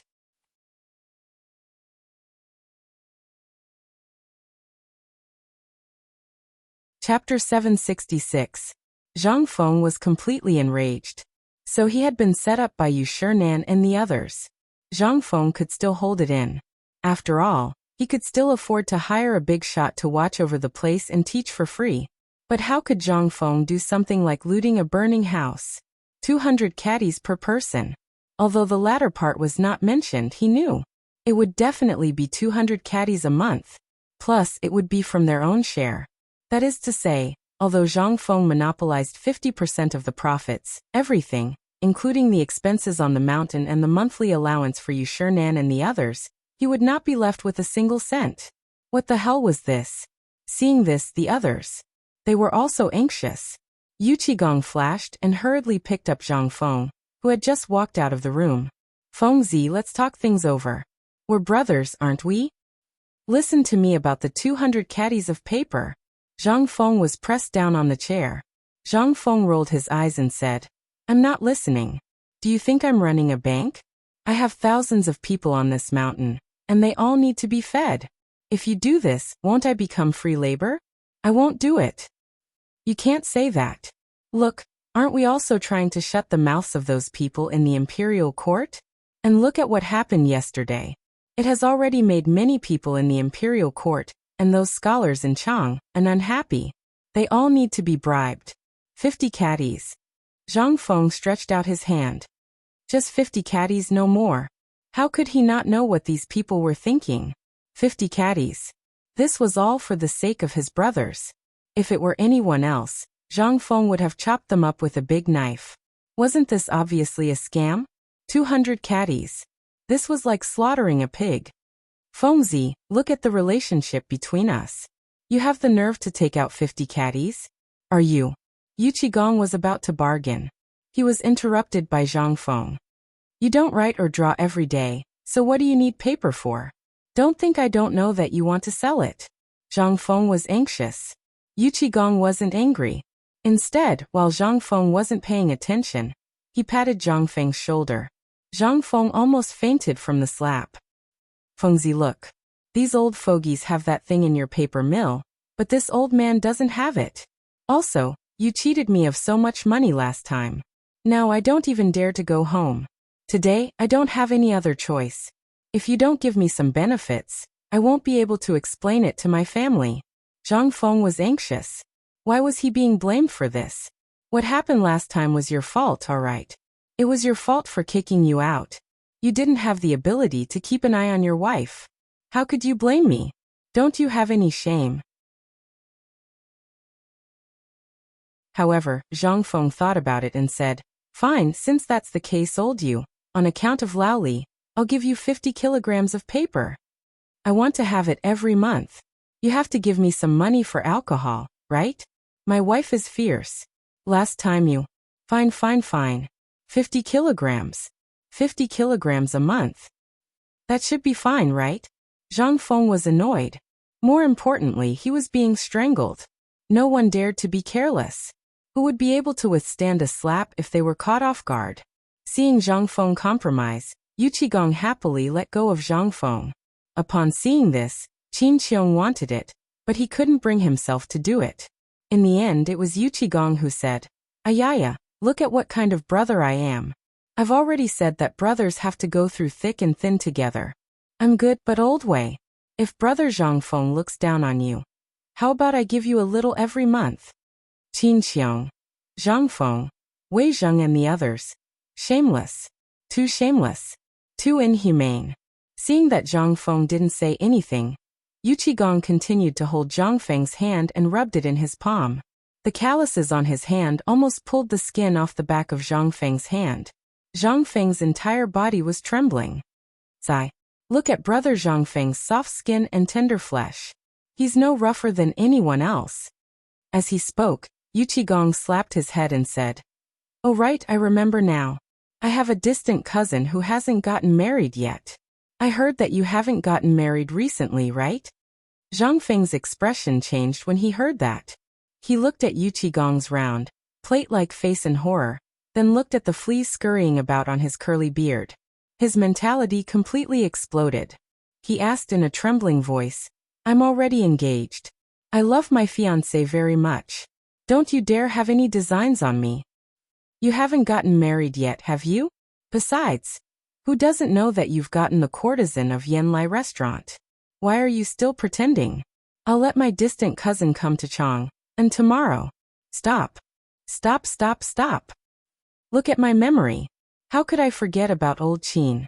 Don't worry, I'll send 100 caddies to your residence tomorrow. Now you should be able to let me go, right? After saying that, Zhang Feng looked at Yuqigong angrily. Yuqigong laughed out loud. He then let go of Zhang Feng. The moment he let go of Zhang Feng fled. Seeing that, Yuqigong shouted behind him, My distant cousin will come to Chang, and in a few days. I'll let her come directly to the academy then.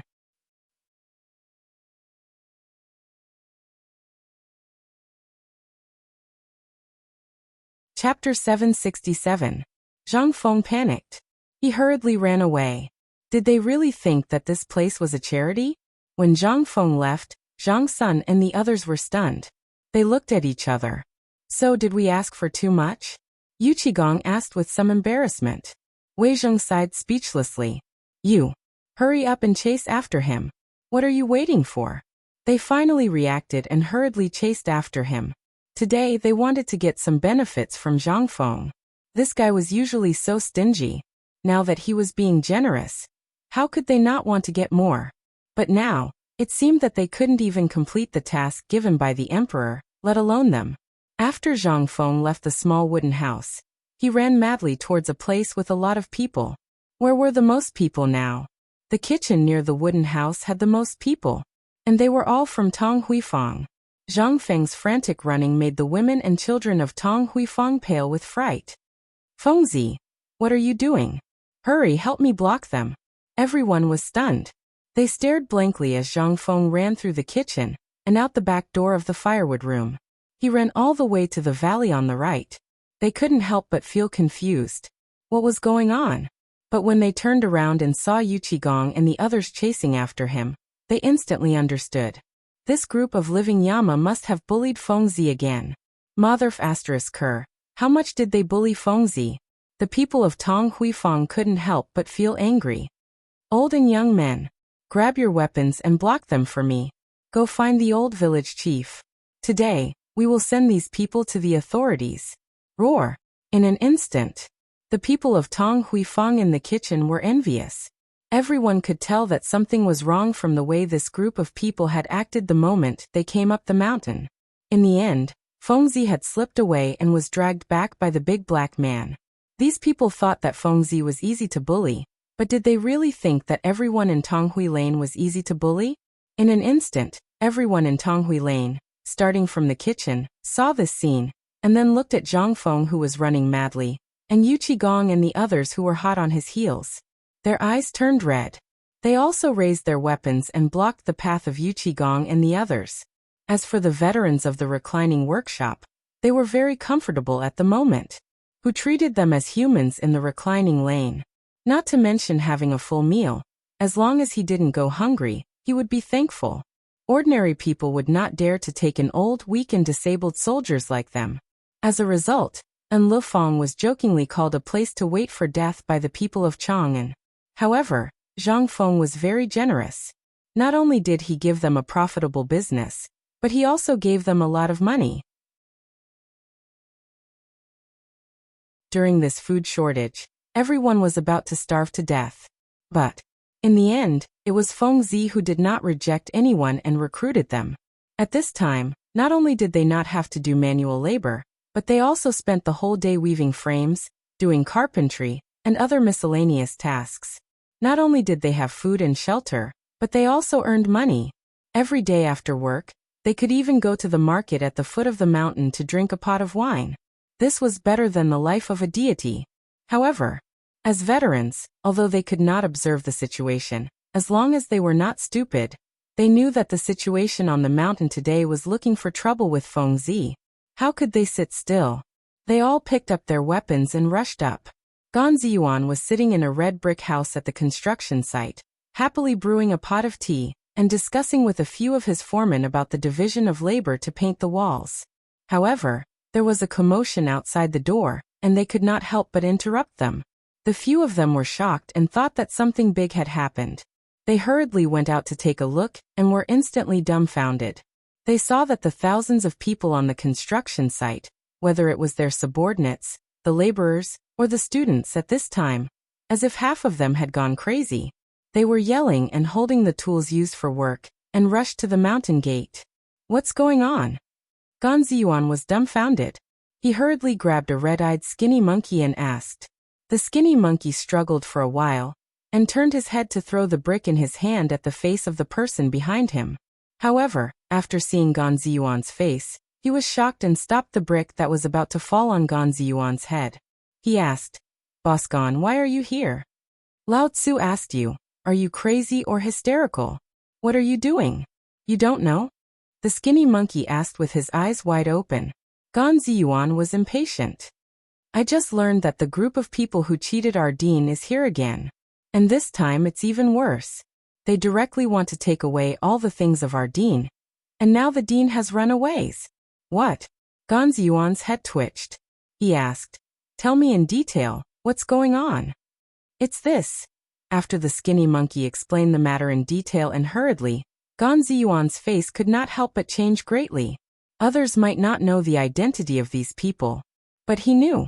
To be able to be with the crown prince and the others, how could their status be low? And those few lords, he also saw them this morning. Who were they? They were King dukes in the imperial court. If he were to be beaten up by these bumpkins, he would die. Gan Ziyuan could not help but run to the mountain gate with reddened eyes. Wrong, you've got it wrong. You can't beat them. King Lao Tzu back.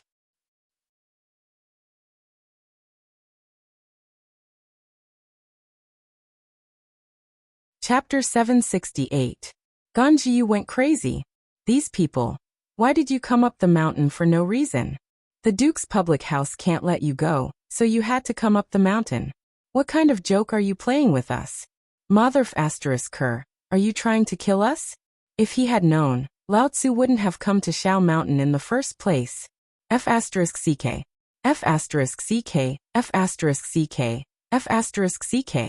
Gan Ziyu ran forward like a madman, and the people behind him were dumbfounded. They didn't pay attention to what he said and ran forward even more crazily, wanting to avenge the dean. The thinking of the ancients was that simple. If you give me enough to eat, I'll be the one who provides for my livelihood. Who dares to touch their livelihood? That's simply asking for their lives. Moreover, in this famine, it was worse than killing one's parents. At this moment, Yuqigong and the others were dumbfounded, looking at the red eyes staring at them holding farm tools high in their hands, and even a child holding a pile of donkey dung. They completely lost their composure. What are you doing? Put down the things in your hands. If there's something, let's talk nicely, okay? Why do you have to use weapons? Hey, F***ck, who is it? Who threw donkey dung at me? Before Yuqigong could finish, someone in the crowd threw a pile of donkey dung at his face. If he hadn't dodged quickly, his face would have been kill. At this moment, The veterans of the reclining workshop came from afar. They were much simpler and more violent. How dare they mess with Zhang Feng? That was messing with their brother. What else could they do? First, they had to suppress them with their momentum. Then again, when Yu Qigong and the others heard that, their expressions changed immediately. When they saw about 100 soldiers in an irregular formation in the distance, they couldn't help but feel a little dazed. Old Black, are these your people? Yu Qigong asked anxiously. Cheng Yaojin didn't know and was also shocked at this moment. They're not my people. How the F***ck would I know where they came from? The reclining square. They are veterans of the reclining square. They almost starved to death during the famine, so Fengzi took them in. Wei Zheng looked at the group of veterans with a serious expression and said, "These people are afraid of starvation. They probably think that we are going to do something to Fengzi, so..." Zhang Sun Wuji was also anxious. "Old Wei, just tell me what to do." Yu Qigong and Cheng Yaojin were so anxious that their eyes turned red. They were at the very front, and it looked like they wouldn't be able to hold on any longer. Most importantly, they didn't even have a weapon. Qin Qiong said, "Why don't we return to the room and make plans? Since they are soldiers, there should be people who recognize us. As long as they see us, as long as they are not idiots, they will retreat. What do you think?" Hearing this, everyone's eyes lit up.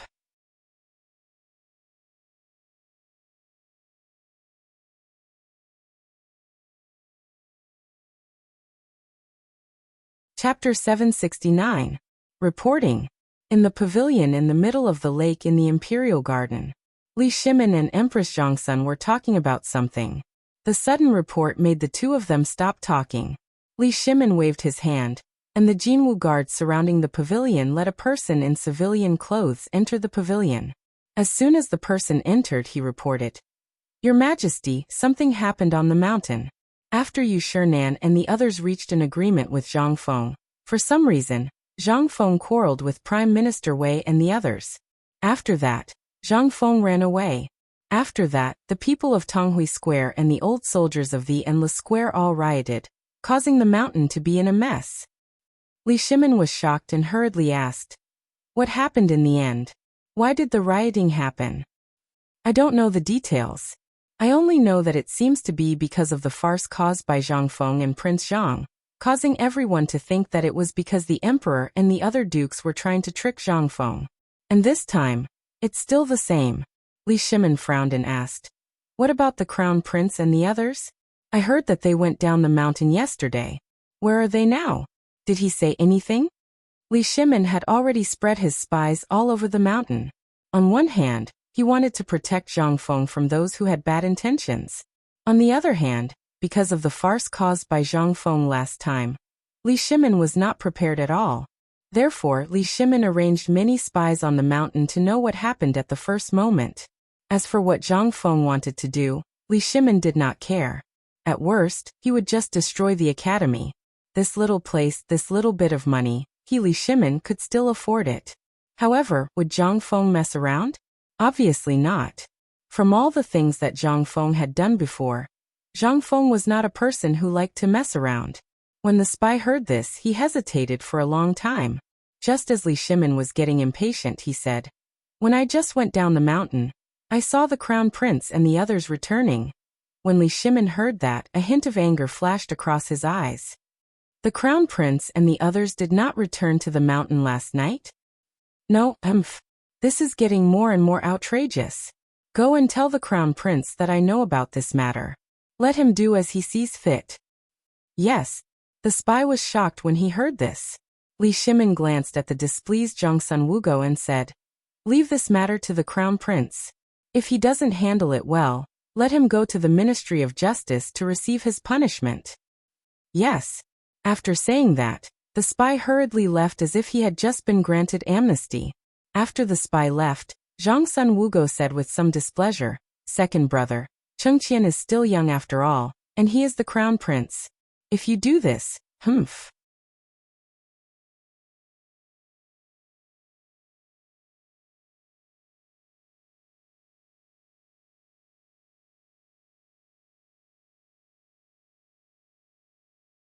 If one wanted to go up Shao Mountain safely, they had to go with him. Otherwise, there would be many people who wanted to go up Shao Mountain every day. However, the first hurdle was to go through the group of people from the Enlufang. However, in the past few days, Shiva's relationship with the people who delivered fresh braised meat to the Enlufang had improved. Finally, today was the day that Shiva had waited. After Shiva hurriedly paid with a bag of food, he ordered the little boy to return to the post house to report. Then he hurriedly followed Uncle He and the others' caravan. Oh, isn't this the prince? Why? Are you really going to look for Fengzi? Uncle He had known about this guy for a long time. However, he had been dragging it out. However, this guy had been asking about Fengzi every day, and he didn't have any bad intentions. Uncle He couldn't help but be tempted. However, he was a little conflicted. He felt a little uncomfortable that such a good thing would be sent to such a vulgar place. However, this was Fengzi's business. Moreover, he knew that Fengzi had cheated him last time. Therefore, when he first came to Chang'an, Uncle He already knew Shiva's plan. Without his approval, the workers in Tonghuifang wouldn't dare to accept people without his permission. Not to mention Fengzi, with the old village chief's temper, it would be strange if he didn't break your leg. Shiva saw that Uncle He took the initiative to greet him, so he let go of his worries. He clasped his hands and said, "Shiva greets Uncle He." Ha ha. Uncle He laughed heartily. Everyone in the caravan laughed. Before they were worthless slaves. However, since they followed Zhang Feng, not to mention those high-ranking officials and dignitaries, even the prince of this country bowed to them. What was this? This was all brought by Zhang Feng. They didn't dare to do this before, but today they saw it on the streets of Chang'an city. Uncle He laughed a few times and waved his hand to stop the caravan full of goods. He let Shiva get on the ox cart. Then the group of people staggered out of the city gate of Chang'an city. However, just as they were about to walk out of the city gate, they saw Zhu Zi's father hurriedly entering the city. When he saw Uncle He, Zhu Zi's father grabbed the reins of Uncle He's ox and said, "Something happened on the mountain." Fengzi was angry and left.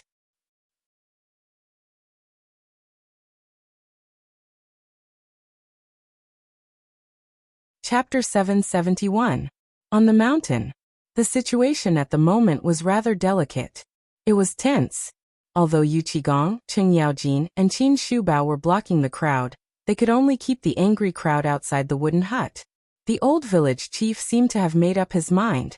He pulled a chair over and sat at the door of Zhang Feng's wooden hut. He sipped his tea leisurely and chatted with the people around him. What should we do? Are they rebelling? Wei Zheng looked at the crowd with a sour expression and asked again. We came here with a mission today. You should know how powerful this thing is. If people find out that even Master Li doesn't have it, won't he be embarrassed?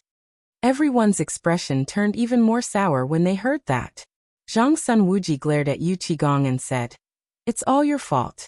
I told you when we came up the mountain today that this kid is amenable to persuasion, but not coercion. You just wouldn't listen. Look what happened now." Yu Qigong was also anxious. How would I know that this kid is so easily provoked? He was just scolded by Ouyang Sun and the others and didn't even dare to say a word. Why is he acting like this when it comes to us? Zhang Sun Wuji rolled his eyes. Do you think this kid is easy to deal with? Forget it, forget it. Let's just wait to be scolded when we get back today. I guess Master Li already knows about what happened here. Look at what you've done. The others heard that. They couldn't help but think of Li Shimon's words. They were also anxious. What should we do? Oh my, you guys are really... Yu Qigong grabbed his hair and paced around anxiously. He glanced outside through the crack of the door and thought of the emperor's orders. He couldn't help but feel anxious. He was so anxious that he scratched his head. Suddenly, Yu Qigong seemed to have thought of something. He slapped his thigh and said, I remember now. It's those princes, Li Gan and the others who delayed things yesterday.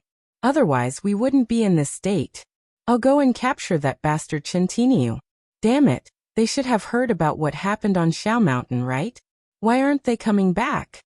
As he spoke, Yu Qigong was about to run away. However, as soon as he opened the door, the crowd gathered around him once again. He had also made a mistake. She hurriedly closed the door. If they were enemies, he wouldn't be afraid. But these were the people of the Tang dynasty, and they were also that guy's men. He didn't dare to do that. Outside the door, Gan Ziyuan, who had been anxiously pacing around the village chief, almost knelt down the moment he saw Yu Qigong open the door. Old village chief. Sir, just tell me. What do I have to do to let them out? Tell me, they are all friends of the dean. Do you have to be like this? Is there a need? The old village head's eyes widen. Didn't you see what these guys did before? Let me ask you, you also drank that white wine. What do you think it is? That was the blood, sweat, and tears of Feng Zi's family. Moreover, Feng Zi's parents are still watching from the barren hills of Phoenix Mountain. Look at it again. It was taken away by them. Put yourself in their shoes. If your family heirloom was taken away by someone, what would you do? Old village chief. The cold sweat on Gan Ziyuan's face didn't dry at all. He looked at the veterans and became even angrier. Others might not know these veterans, but they should know Yu Qigong and the other two, right? However, these guys didn't say anything or leave. They just followed behind the crowd. Gan Ziyuan was so angry that he secretly swore that he would never deal with the people from the Serenity House again. But now he couldn't help but be nervous. After all, the people in this room were all high dukes. If he really angered them, the consequences would be very serious. Old village chief, you also know that although the dean is very resourceful, two fists can't fight against four hands, right? So you've seen it too.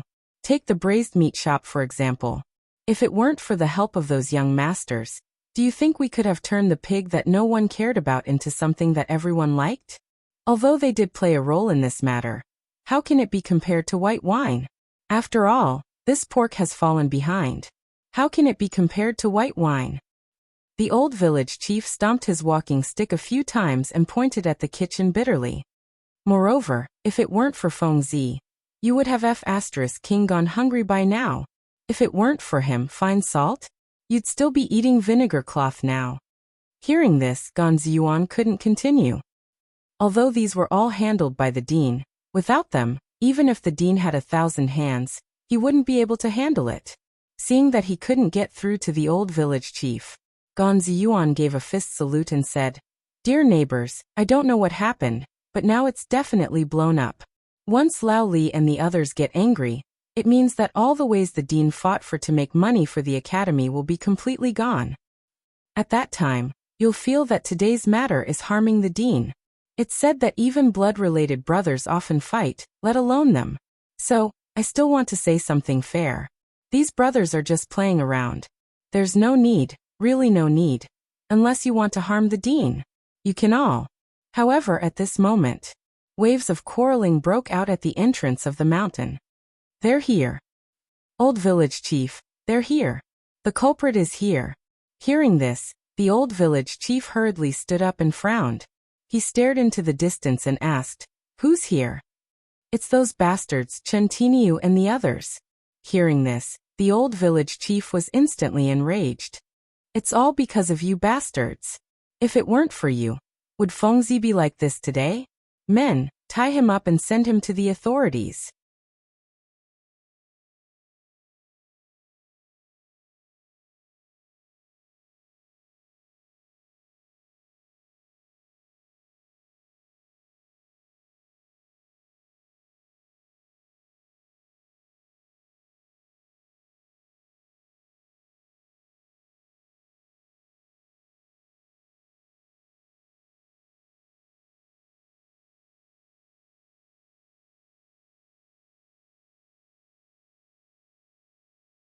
Chapter 774. Hearing this, Li Chengqian couldn't help but frown. He did know about this. However, in his opinion, the appearance of paper blank was bound to become a trend, and the current trend of valuing martial arts over literature in the Tang dynasty would disappear in an instant. Didn't many people in the imperial court say that the emperor valued martial arts over literature? At this time, everyone in the imperial court knew that on the surface, White Deer College on Xiao Mountain was mine, which meant that it was the emperor's order. Once paper blank appeared, then, "Fengzi, do you mean that once this thing appears, it will directly cause the hatred of the big clans?" Dugo asked after thinking for a long time. Zhang Feng nodded, but then shook his head. Let's go down the mountain and have a drink. By the way, let's call them. Let's talk about this openly today. While speaking, Zhang Feng glanced at the burned smelting furnace and could only sigh. It seemed that this thing was really a specialization in different fields. It was really difficult to make a piece of steel with one's own hands. On the way down the mountain, Zhang Feng didn't mention anything about papermaking, and even the smelting furnace was a topic of aptitude. Zhang Sun also hurried up the mountain. Seeing Ouyang Sun and others ask, he said the word psychology. Instantly, the four great scholars were completely lost in thought, and also took this opportunity to tell Zhang Sun Wuji and others about Zhang Feng's intention. What could they say? After knowing that Zhang Feng didn't do it on purpose, they were overjoyed and hurried down the mountain with Zhang Sun. An hour later, men and women who wanted to admire Zhang Feng's true appearance had long since gathered around the thatched stall filled with fermented wine, especially those women from Chang'an. After they found out that Zhang Feng was not married, they were even more desperate. Every day, they would come to the market square at the foot of the mountain to see if they could get lucky and see Zhang Feng. As for the youths, they wanted to squat here, hoping to gain Zhang Feng's approval or favor, and be summoned up the mountain. Now White Deer College was famous. Every day, people who wanted to go up the mountain to study could line up from the entrance of Chang'an City to Shao Mountain for a round trip. However, White Deer College's enrollment requirements had also been raised. Under Zhang Feng's instructions, along with Li Chengqian and Du Go's group of 3, they set up a student recruitment office in this new market, which was also the entrance to White Deer College. Everyone who wanted to go up the mountain was reported here. As for the students, it was even simpler. If you were given a list, you would have already filled it out or drawn some patterns that could be clearly recognized by everyone. As long as you were literate or knew how to cook, you would be able to get in.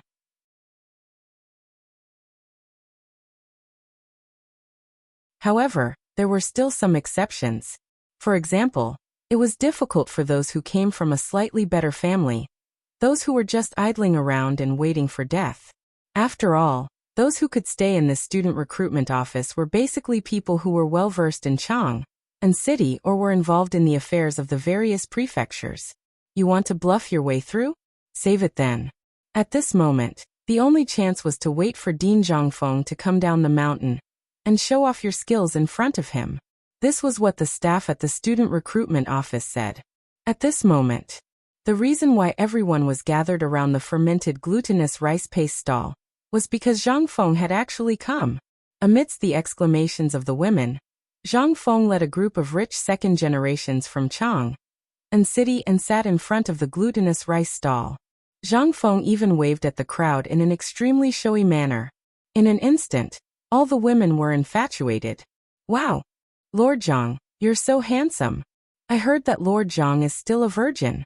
Sisters, don't fight for him. He's mine. Get lost. Why don't you look in the mirror and see if you can compare with Miss Zhang? Can you compare with Miss Jingshu from Yanlai Restaurant? You're not worthy. In the crowd, a woman who was as strong as Gao King glared at Zhang Feng with red eyes and roared. In an instant, a group of women asked 3 questions in a row. However, Zhang Feng pretended not to see or hear anything. He cupped his fists and said, "Ladies and gentlemen, I've invited my friends to a banquet again today. I have something important to discuss with them.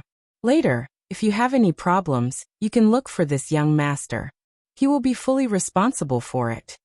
As he spoke, Zhang Feng pointed at Li Chengqian. Li Chengqian looked at the boiling sea of people and instantly felt like his head was about to explode.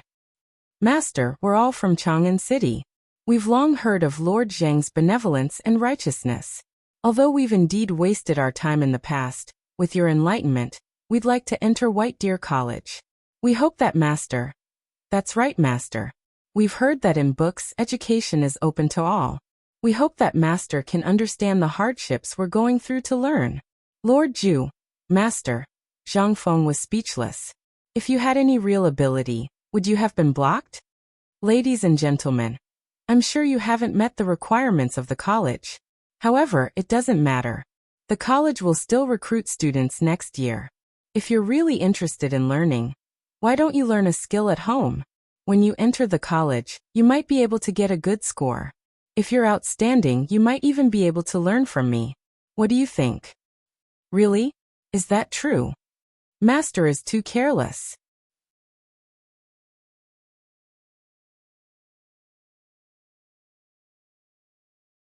Chapter 775. Finally, under the influence of Zhang Feng's great conman, these people ran away in a daze. As for those women, Zhang Feng just responded with a charming smile. In bursts of exclamations, everyone scattered like birds and beasts. Just when Zhang Feng thought that his charm had reached such a level, he turned around and saw Yu Qigong, who was a killjoy, staring at him with his bell-sized eyes. Cheng Yaojin and Yu Qigong were standing behind him. They were doing strange things. Zhang Feng smiled embarrassedly. Liao, go to the food factory and tell them what I said. Give me good food and wine. Hearing this, Liao, who was hiding on the side, hurriedly wiped the cold sweat on his face and ran away. Zhang Feng pointed to the table. Cheng Chumo and the others tactfully put the 3 tables together. Then they sat down. As soon as they sat down, Wei Jing couldn't wait to ask, Fengzi, tell me why you don't give us paper? Even if you don't give it to us, you should at least give some to Lao Li, right? After all. Zhang Feng waved his hand and stopped Wei Jing. He sighed and said, Old Wei, the more I have difficulties. What difficulties? Wei Jing asked. Feng Xianling and the others also stroked their beards and looked at Zhang Feng at this time. Zhang Feng looked at the market square and said, As you can see, Shao Mountain has undergone earth-shaking changes since I came here. But this also requires money to operate. What management? Now there are about 5,000 people on this mountain. That's more than 5,000 mouths to feed. I'm alone, how can I? Get to the point. Wei Jing coughed and said. Zhang Feng smacked his lips. He didn't say anything. Wei Jing was so anxious that he wanted to beat him. But when he turned around, he found that Lao He and the others were carrying a big steamer basket and food boxes of various sizes. Only then did he sit down again. After Old He served the dishes, Zhang Feng said, Old He, we still have some serious matters to discuss. Keep an eye on us and don't let anyone get close. This is a matter of life and death. Old He naturally knew what had happened on the mountain. When he heard Zhang Feng's words, he glanced at Wei Jing and the others with a serious expression. Then he hurriedly nodded and left. A moment later, a large group of men holding butcher's knives rushed out of the food factory and surrounded the fermented wine spy. Zhang Feng said indifferently, If you want to know the reason, you should go back and ask Lao Li what he promised me. Back then, if it weren't for his words, I wouldn't have bothered to set up a workshop so quickly. But it's been a few days, and there's been no news of what he promised me. I've sent someone to ask around, and the thing he said was not in Chiotzi City at all. I've also looked into it. If it weren't for my quick wits, I would have been fooled by him. After Li Shimin tricked him with Emperor Yang's sword, Zhang Feng almost couldn't sleep the whole night. He thought about it carefully again and again. From the novels, television shows, movies, unofficial histories, and Tang histories of his previous life, he hadn't heard of the whereabouts of Emperor Yang's sword. Even if it did exist, it wouldn't have appeared in a place as far away as Chiotzi City. In his memory, the Tang histories once said that Emperor Yang had been surrounded in the underground palace by Li Shimin and his men. Emperor Yang then committed suicide. In other words, his personal sword was either kept in the royal treasury as something to show off, or it was awarded to a meritorious official. How could it be among the common people? Zhang Feng suddenly realized that he had been fooled. However, Wei Jing and the others didn't know what the emperor had promised Zhang Feng.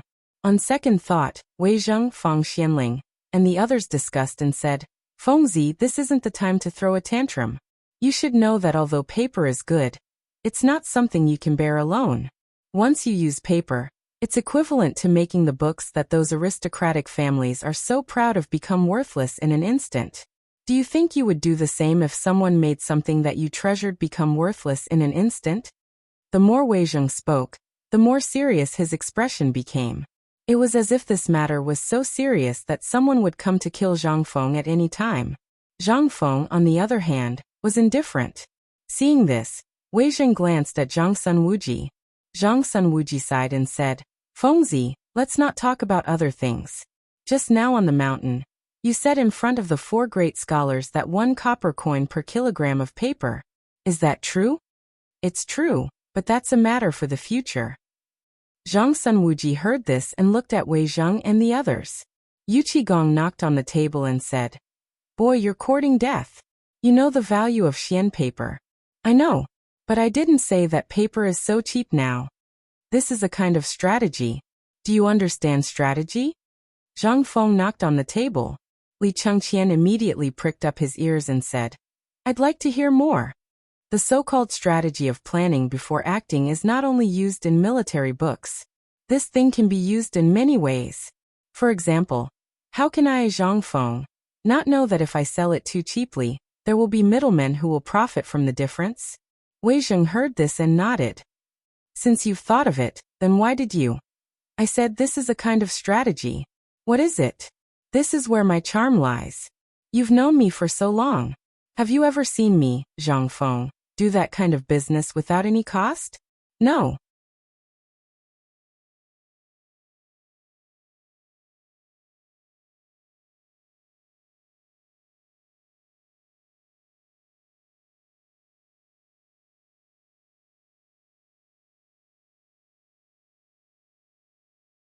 Chapter 777. They were not fools. On the contrary, to be able to get to the position of duke. How could they not know these things? But Zhang Feng did not know their identities. If he knew, he would not dare to say so. The key problem was that the boy did not know yet. From the perspective of a businessman, Zhang Feng was really maximizing his own safety and their safety by doing so.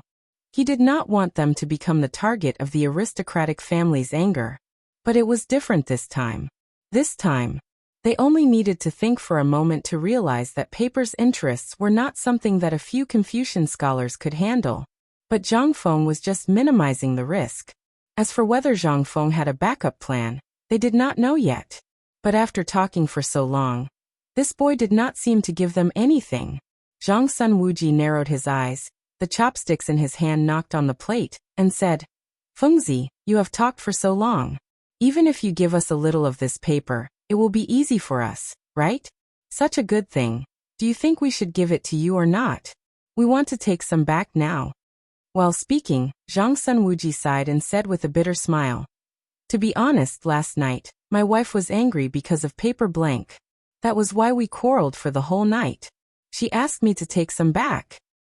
You also know that women have nothing to do. So all they do is follow the people in the market and compete with each other. Previously, when Jia Chongzi came to the mountain, all the neighbors knew about it. Now there's paper buy, but we didn't know about it. This has made my wife lose face. If I can't bring her back today, hearing this, everyone's eyes lit up. They all came up with the trick of injuring themselves. That's right, Fengzi. My wife is a famous tigress. Last night, I was drinking with Lao Li and the others. That guy rushed in, twisted my ear, and dragged me home. Look at my ear, look how red is it. Cheng Yaojin pointed at his blackened earlobe and twisted it before saying. Zhang Feng was so embarrassed that his cancer was acting up. Isn't that so? Look, all of us were drinking together last night. Ever since old Chen's shrew came, almost everyone came. This made us lose face. Zhang Feng pursed his lips as he listened to their bitter drama. He said in a speechless manner, Everyone, now that I've distributed the profits of the paper mill, why don't you all just take it yourselves? Everyone was stunned when they heard this. Then he stood up and ran away in ecstasy. Zhang Feng hurriedly called out to the few people and said, However, the paper for these 4 great scholars every month has to be provided by you all. Why? Didn't you just say that it would come from your share? How did it become? Everyone was instantly displeased. 200 pounds of paper per person per month. Although it wasn't much, it was still money. But Zhang Feng didn't care.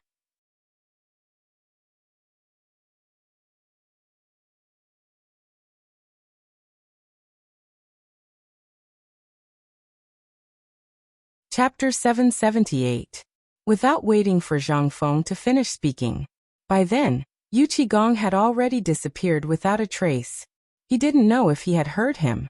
Zhang Feng was extremely depressed. He couldn't even deal with Gao Kan's. Gao Kan was like a wooden stake. Whenever he had nothing to do, Gao Kan would stand in front of him. If he didn't instruct him to do something else, Gao Kan would stand behind him for the entire day. There was no connection at all with Gao Kan and the famous generals of the Tang dynasty. Was this the Gao Kan who made the Turks tremble in fear? This was simply, he was a wooden block. Now it was good. They had a fight before, and now they were together again. There was also a guy with the surname Niu, whom he had never seen before. It seemed that they could put together a table of mahjong. He had wanted to eat something more. Now Zhang Feng had no appetite at all. Looking at the bustling market, which was like the east and west market of Chang'an city, Zhang Feng could only stroll slowly amidst everyone's flattery, aimlessly thinking about his miserable life in the future. Nice to meet you, teacher. Teacher, do you want to take a look at the new good stuff? Director, we are guests from afar. This is the immortal ointment. Do you want some? Lord Zhu, this is the best ivory. It was used by the noble Persian craftsman. Zhang Feng acted as if he didn't hear the shouts. But he was annoyed. The short man in colorful clothes took the opportunity to take out a black fist-sized thing from his arms and handed it to Zhang Feng. Lord Zhu, try this. I guarantee that you can become an immortal with just a little fire. Zhang Feng frowned when he heard that. He took the immortal ointment from the man's hand and looked at it. He couldn't help but feel a chill in his heart. Where did you get this thing from? Seeing Zhang Feng speak, the man hurriedly said, I am a businessman from Dashi. This is a popular treasure in Dashi. Let me ask you, when did you come to the Tang dynasty? How many of these things entered the Tang dynasty? Zhang Feng did not care about anything else. He only cared about how much of the immortal bomb had entered the Tang dynasty. Hearing this, the man instantly said proudly, At present, only I have some in my hands. It took me a lot of effort and dozens of my men's lives to travel thousands of miles to the Tang dynasty. How much? Zhang Feng asked. That person simply said, If you like it, Lord Zhu, this thing is free. I've been in Chang'an for 3 days, and I've heard a lot about you, Lord Zhu. That's why I'm here to give you my most precious gift. Zhang Feng didn't pay any attention to the dashi merchant. Instead, he looked around his stall. After confirming that there was only one, Zhang Feng let out a sigh of relief. However, he was also somewhat alarmed. Dashi, black-clothed Arabia. At this time, in this era, the strength of the country was comparable to that of the Tang dynasty.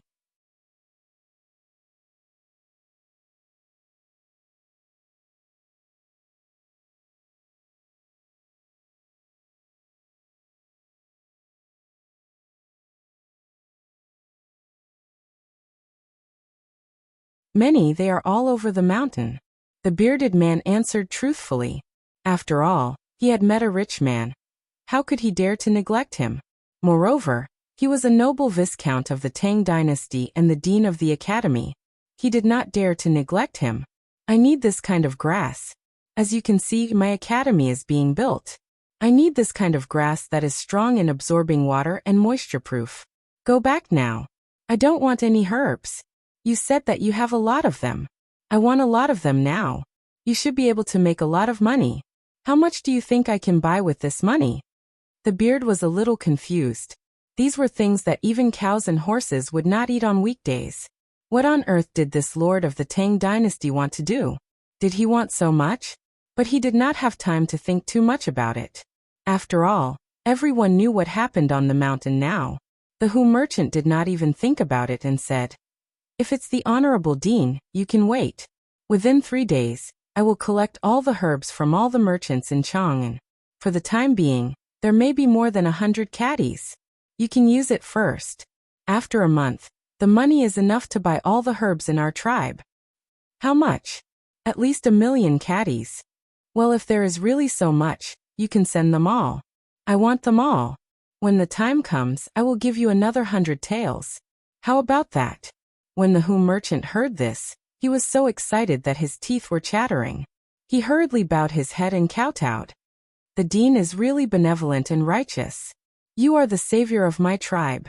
Zhang Feng did not want to talk nonsense with him.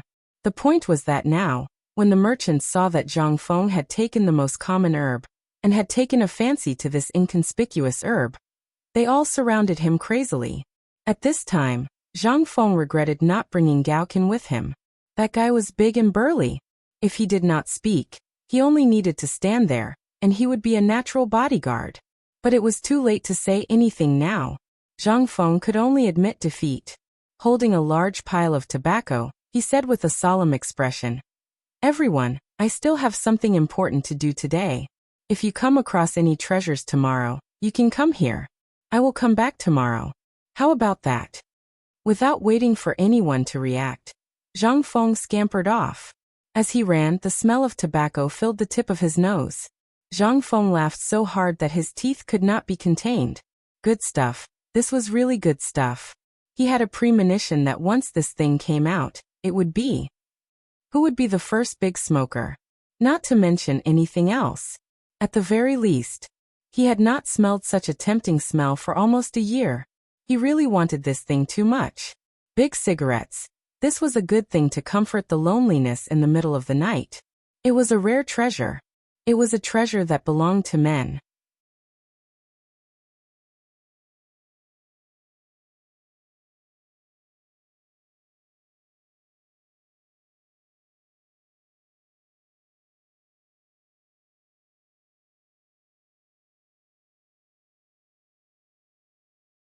Chapter 781. When Zhang Feng arrived.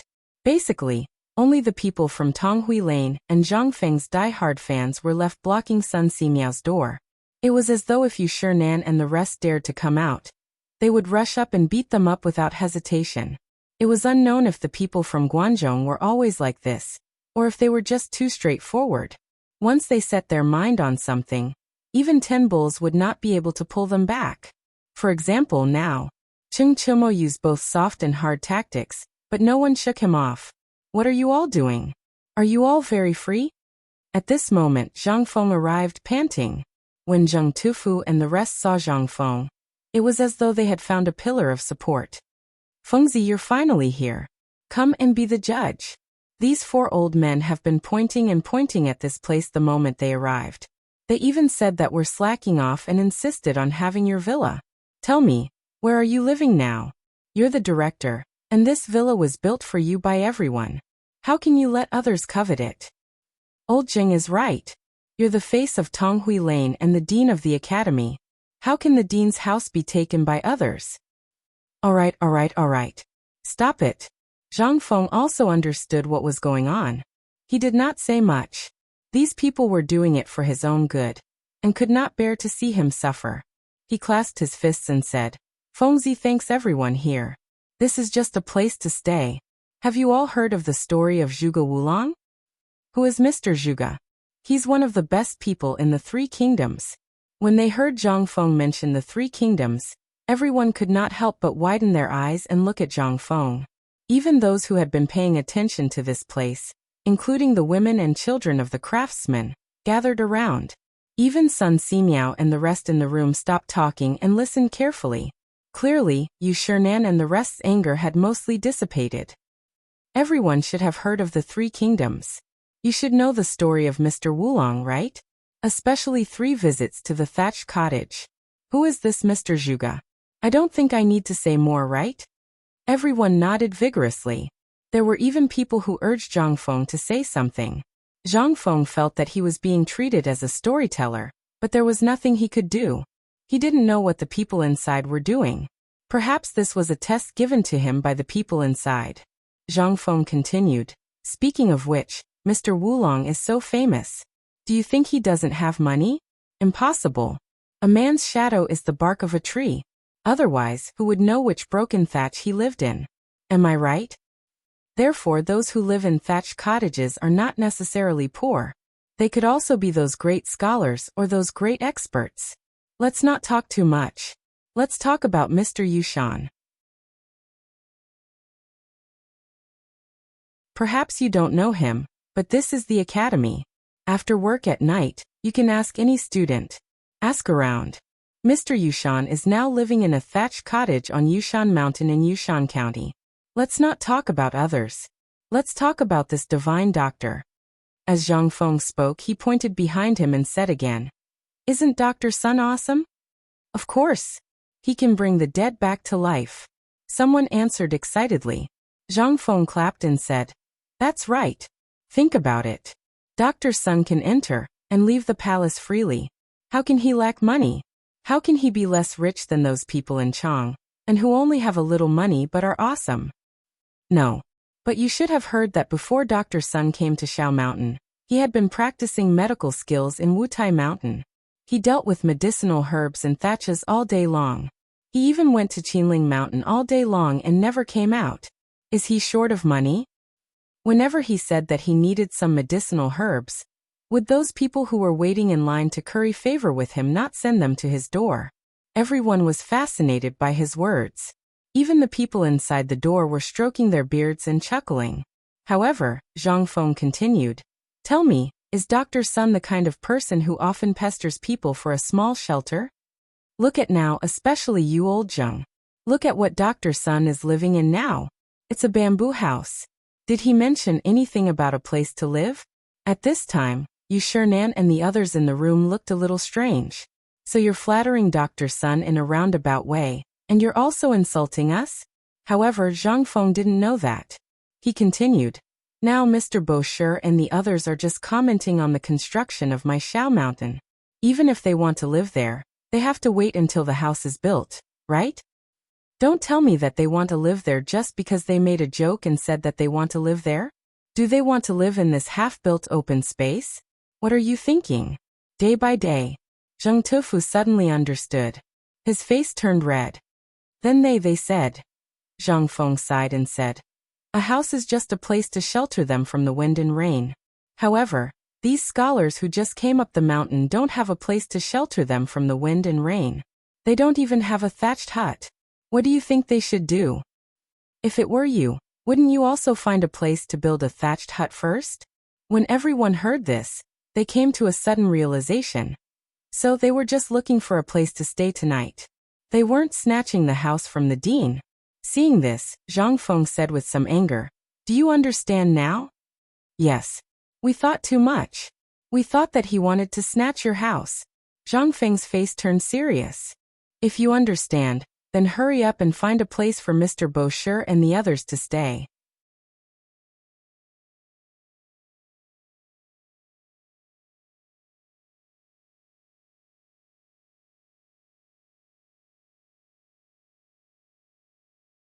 Chapter 782. Everyone's face changed when they heard that. Although they didn't study, the names of these people were as famous as the emperor. If this spread out, wouldn't they be stabbed in the back? At the thought of this, everyone scattered in an instant. Cheng Chimo and the others also prostrated themselves in admiration and gave him a thumbs up. Zhang Feng just pursed his lips. "What are you waiting for? Get lost and wait for me. I'll teach you a lesson later. I don't want you to be so idle that you can't even handle such a small thing. You're Zhang Feng's brothers. Shame on you." Cheng Chimo and Zhang Sun looked at each other and ran away in an instant. Zhang Feng took a deep breath, rubbed his face, and forcefully squeezed out a wisp of a smile before entering the bamboo house. As soon as he entered, Zhang Feng hurriedly cupped his fists and said, "Oh, I'm sorry. It's all my fault. Please don't be angry. Nice to meet you, Mr. Divine Doctor. Haha, young friend, please sit down. Don't be so polite." Sun Simiao stroked his beard and laughed, pointing to a stool on the side. Zhang Feng sat down under the supercilious eyes of Yu Shinan and others. He automatically ignored the supercilious eyes of Yu Shinan and others. "Boy, you did it on purpose, didn't you?" Before Zhang Feng could sit down properly, Xueji looked at Zhang Feng and asked with a faint smile. Zhang Feng knew that these guys were going to ask this. He cupped his fists and said with a wry smile, "Oh, Mr. Sitong, you've wronged me. You don't know. I just finished dealing with Old Wei and others. How could I have time to come here?" Xueji said with a meaningful, "Oh," and then said, "So these people are really loyal to you. How did you do it?" Zhang Feng was confused. What else was there? After thinking about it, Zhang Feng said, "Maybe they were all attracted by my handsomeness?" The people who were really listening were petrified. What kind of answer was that? Ahem, kid, What's with your attitude? As a great Confucian scholar, you have to have the attitude of a great Confucian scholar. We agreed to come here this time, because we want to find a place to retire. By the way, you have too many bad habits. We have to get rid of them for you. Look. You're finally showing your true colors, aren't you? Zhang Feng wanted to see what these old foxes were up to. From the moment he came up the mountain, he knew that these people were up to something. Although it looked like they were after paper, this was only one of their motives. Zhang Feng really did not know the real motive. At this moment, Yu Shinan stood up and walked over to Zhang Feng. He put away the smile on his face and stared at Zhang Feng solemnly. At this moment, Ouyang Sun, Chu Suiliang, and the others also stood up and stared at Zhang Feng with solemn expressions. Zhang Feng felt goosebumps all over his body.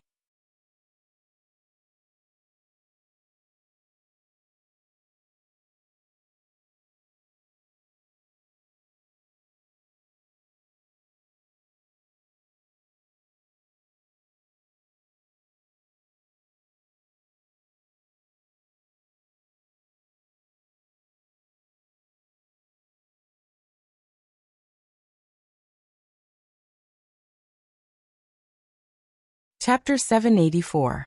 This roar was like a muffled thunder.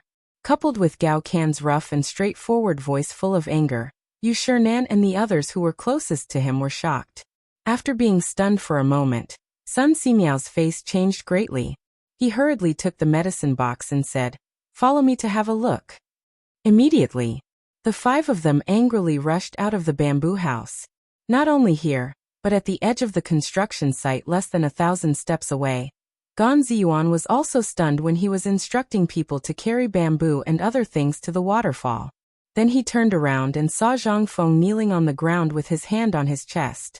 His face changed dramatically. He roared in a shrill voice, "Come quickly, protect the dean.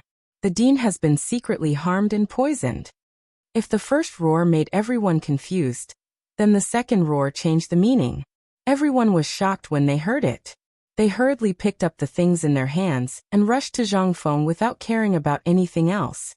Some people even cried when they saw Zhang Feng's uncomfortable appearance. At this time, with these two roars, Zhang Feng also slowly took a breath. He hurriedly covered Gao Can's mouth and shouted, "Nonsense! Lao Tzu is not poisoned." As he said, Zhang Feng hurriedly shouted to the distance, "I'm not poisoned. There are no thieves. Go back to what you're supposed to do." However, everyone saw that Zhang Feng was squatting on the ground in pain just now. Moreover, Zhang Feng was holding something with smoke in his hand. This made everyone think that Zhang Feng was just comforting them. Their eyes turned red, and they still rushed here. What made Zhang Feng even more confused was that at this time, the five old men led by Sun Simiao rushed to Zhang Feng with frosty faces. Sun Simiao didn't care about anything else. As soon as he came, Sun Simiao grabbed Zhang Feng's wrist. At the same time he said, "What are you waiting for? Throw this thing as far away as you can. Quickly lie down. This old man will perform acupuncture on you." Zhang Feng's face darkened when he heard that. "Why don't you diagnose me first? You're already giving me acupuncture?" When everyone saw that Dr. Sun was diagnosing Zhang Feng, they didn't dare to make any noise. They formed a circle and surrounded Zhang Feng.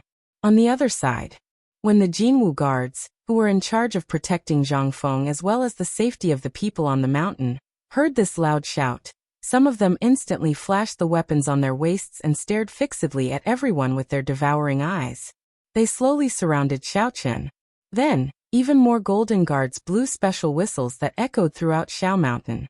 A moment later, the entire Pyrolite Mountain was filled with such whistles. Whether it was the people at the construction site or those hiding in the mountains, their expressions changed drastically at this time.